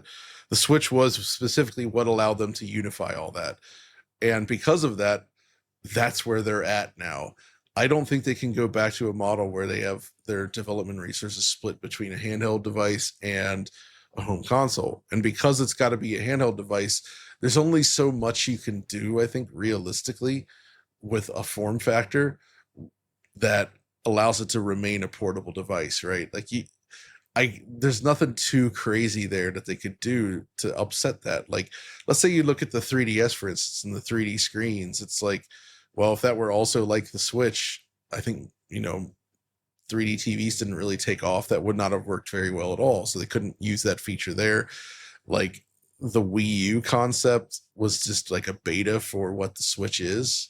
And all the features from those previous things kind of mostly made their way into the current hardware. Like, I feel like they just found the best possible form factor for Nintendo games at this point. And there's really not that much more room to grow hardware wise. And I think that's okay because it has all the tools they need to make the types of games that they want to make. Because in the past, with each of the upgrades, it was like introducing a fundamental, like, new thing that was necessary for where they were going. And, like, analog stick for Mario when they went 3D, the whole Wiimote thing, of course, allowed them to do motion. All that stuff's still there. But I don't think there's an equivalent that they could add at this point into a device that still needs to be portable. Right. Yeah. Mm-hmm. Bring back Waggle. Do you remember? Yeah, but a Waggle controller. They can still do Waggle with the Switch too, right? Yeah, it still has that Waggle capabilities. You can Waggle all day. Yeah, I also think they wouldn't do something totally zany and out of the box because they also want support from developers who can take their games there without spending all this time investing design goals into supporting a Waggle only experience. Right. You know what I mean? And that's a lot. Back in the day, it made a bit more sense with smaller budgets where you could have Ubisoft have a Waggle game, a Waggle port. We could have Call of Duty Waggle. Yeah. James Bond Waggle.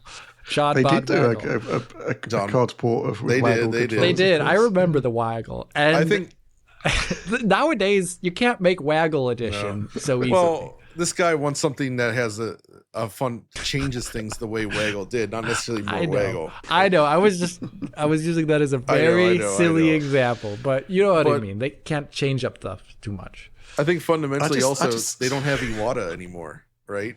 Yeah. So they don't have a person driving behind creating these machines that wants to upset the boat, or, rock the boat that hard.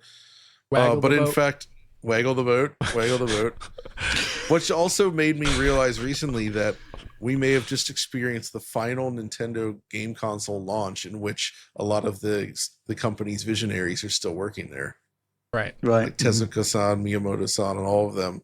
There's a lot of OGs still at Nintendo that will very likely be retired by the next time new Nintendo hardware is launched. So this is their final hurrah, if you will, which is interesting to think about. Fair point. Mm-hmm.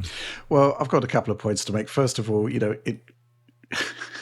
the Wii era, obviously Waggle became part of the gaming vernacular. But now, looking back in retrospect, the whole concept of the name is just totally ridiculous. That's why I'm sitting here chuckling. Yeah, we're talking about Waggle controls. It's like Waggle. What's going on there? And of course, this sort of brings back the old 6-axis debacle as well. Yeah. Which was a bit of a blind alley for Sony there. The second point is basically, we're going to have a situation seemingly where Sony is going to have a handheld machine and a home console, which is kind of like potentially the route forward that Nintendo could have gone down. But then, what do you do with that? You can't have a gimmick that only works on one of the systems. Right. That's the problem, Right. So the concept of actually producing a hybrid system produced the Switch, produced a phenomenally successful concept for Nintendo. I'm sure they can innovate within the same sort of form factor, but now there are sort of constraints, right, that are in place that will make it more challenging. Exactly. But, as technology evolves, we will get there, and I'm sure they'll continue to delight and surprise us. Mm-hmm. I guess the only thing really that stands out for this one is the Joy-Con becoming a mouse, which I didn't expect. It's pretty cool, I must say. It feels surprisingly good. Yeah. Mm-hmm. I mean, we've not talked about Switch in this Direct, even though we were kind of planning to, simply because we need more time with the system, and there's a lot of things that have kind of annoyed us, John, I think, that make the whole thing seem a bit negative. Right. Particularly the HDR, but we'll get to that in due course. Okay, let's move on to the final question. This one comes from Rachel. Hey guys, exclamation point. Question I'd really love your opinion and expertise on, given your much more extensive game libraries, is now that you've had a chance to try Switch 1 games on Switch 2, excluding the obviously niche stuff that will never run, is there any compelling reason to keep our Switch 1s around? I caught sight of mine today and I felt a pang of nostalgia, but writing this out, I'm reminded that GameShare alone might justify keeping it. GameShare feels like a really neat feature, and extending support for it to our older consoles feels unusually generous of Nintendo. John, I think there are some reasons why you'd want to keep your Switch 1 about, particularly if you've got the OLED model, but what are your thoughts? Correct, exactly. So for my money, there are still plenty of games on Switch 1 that ran perfectly fine. They run without issue. There's no reason, like the Switch 2 doesn't provide a performance benefit. And instead, those games could often look worse on the Switch 2. Like our buddy Alan on the DF Discord actually recently pointed out, he asked, so how's Virtua Racing on the Switch 2? And I realized, like, it's not any better. In fact, it's worse, because it looks better on the Switch OLED screen, because that is a better screen. Whereas the other one, you get the 720 to 1080p upscaling, and you get the flaws of it being an LCD, plus you get the extra response time blur, so it's just blurrier looking. So the Switch OLED in that case ends up looking better. So I say anything that's like native 720p to the screen and runs at 60 FPS on the OG Switch is probably going to be best served played on the Switch OLED over the Switch 2, just for that reason. In addition, and this does work with my OLED. I've heard some people say it doesn't. I still love my Flip Grip, which is that little device Jeremy Parrish was involved with getting made, which is designed to allow for vertical shooters, where you basically like slot your Switch into this thing and you put the Joy-Con on the sides, and lo and behold, now your Switch is held in vertical orientation. And there's a lot of shooters on the Switch where you can use this, and it looks freaking awesome, because you basically got a portable shooter machine. So that's another reason to keep it around, I'd say. As far as like playing games on your television, though, I would say there's no real reason to use. So I say the Switch 1 OLED becomes a good portable system for select use cases, but as far as keeping a docked system going on your main TV, there's really no reason to keep the Switch 1 going in comparison, because Switch 2 just does all of that stuff better. Right. Mm-hmm. Yeah. I mean, there are some games that don't work.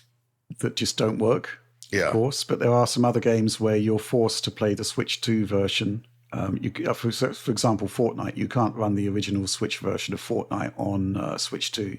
You've got to run the Switch 2 version. Now, obviously, you'd probably prefer to do that anyway. Yes. But in terms of game preservation and stuff like that, there's going to be scenarios like that where you won't be able to play the original versions of those games. So that's your Elden Ring reason situation, like your PS4 on PS5. Like there could be a regression in a later version of the game. Kind of. Yeah, that's a fair point. Yeah, mm-hmm. I think the other thing that sort of stood out to me, looking at the backwards compatibility testing and going off on a bit of a tangent here, is that a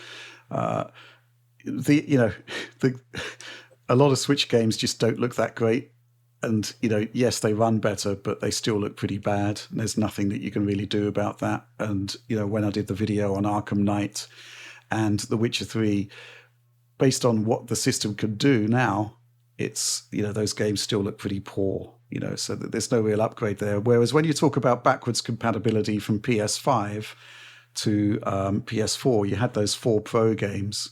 And Right. on the Xbox side, you had those One X games that were kind of 4K ready, and you just get a performance boost, and they still look great. So yeah, there is that. That I get exists what on you're Switch, saying. though, Rich. Come on now. There's plenty of great looking games that scale up very well on the Switch too, in terms of performance. Yeah, I'm sure there are, but there's obviously Those are the outliers. You went right for the worst one. I love it that our first Switch 2 video was really about. I'll tell you what, though. I get what you're saying. The backwards compatibility stuff, though. We're taking our time on doing more backwards compatibility testing, but there are there's some crazy scenarios being suggested that I'm really looking forward to testing. Yes. I'm not going to spoil some of them, but the one that I'm really excited about is the original version of Ark Survival Evolved on Switch. The forbidden fruit. You can't get that game via digital libraries anymore. You were automatically upgraded to the decent one. But the original one was such a complete disaster. But you can access it still, in theory, by getting hold of the original cart, which is what I'm trying to do this weekend. So that, I've got to see. We got to know. Like. We've got to know. Any final thoughts on this before we wrap up?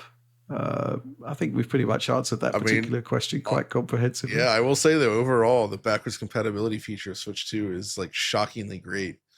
It's basically about on par with PS5. But they even went further with a lot of those like random free upgrades, and also the discovery of games that were running at 1080p in portable mode already, and they just work in 1080p. Yeah, there's a lot of those. We're discovering that there was a bunch of games that ran at 1080p internally, even in portable mode. Like for instance, one of the big ones for me is pretty much all the Falcom stuff. So if you do like Ys, Oath, and Felghana, the sort of re-release of that's just straight 1080p.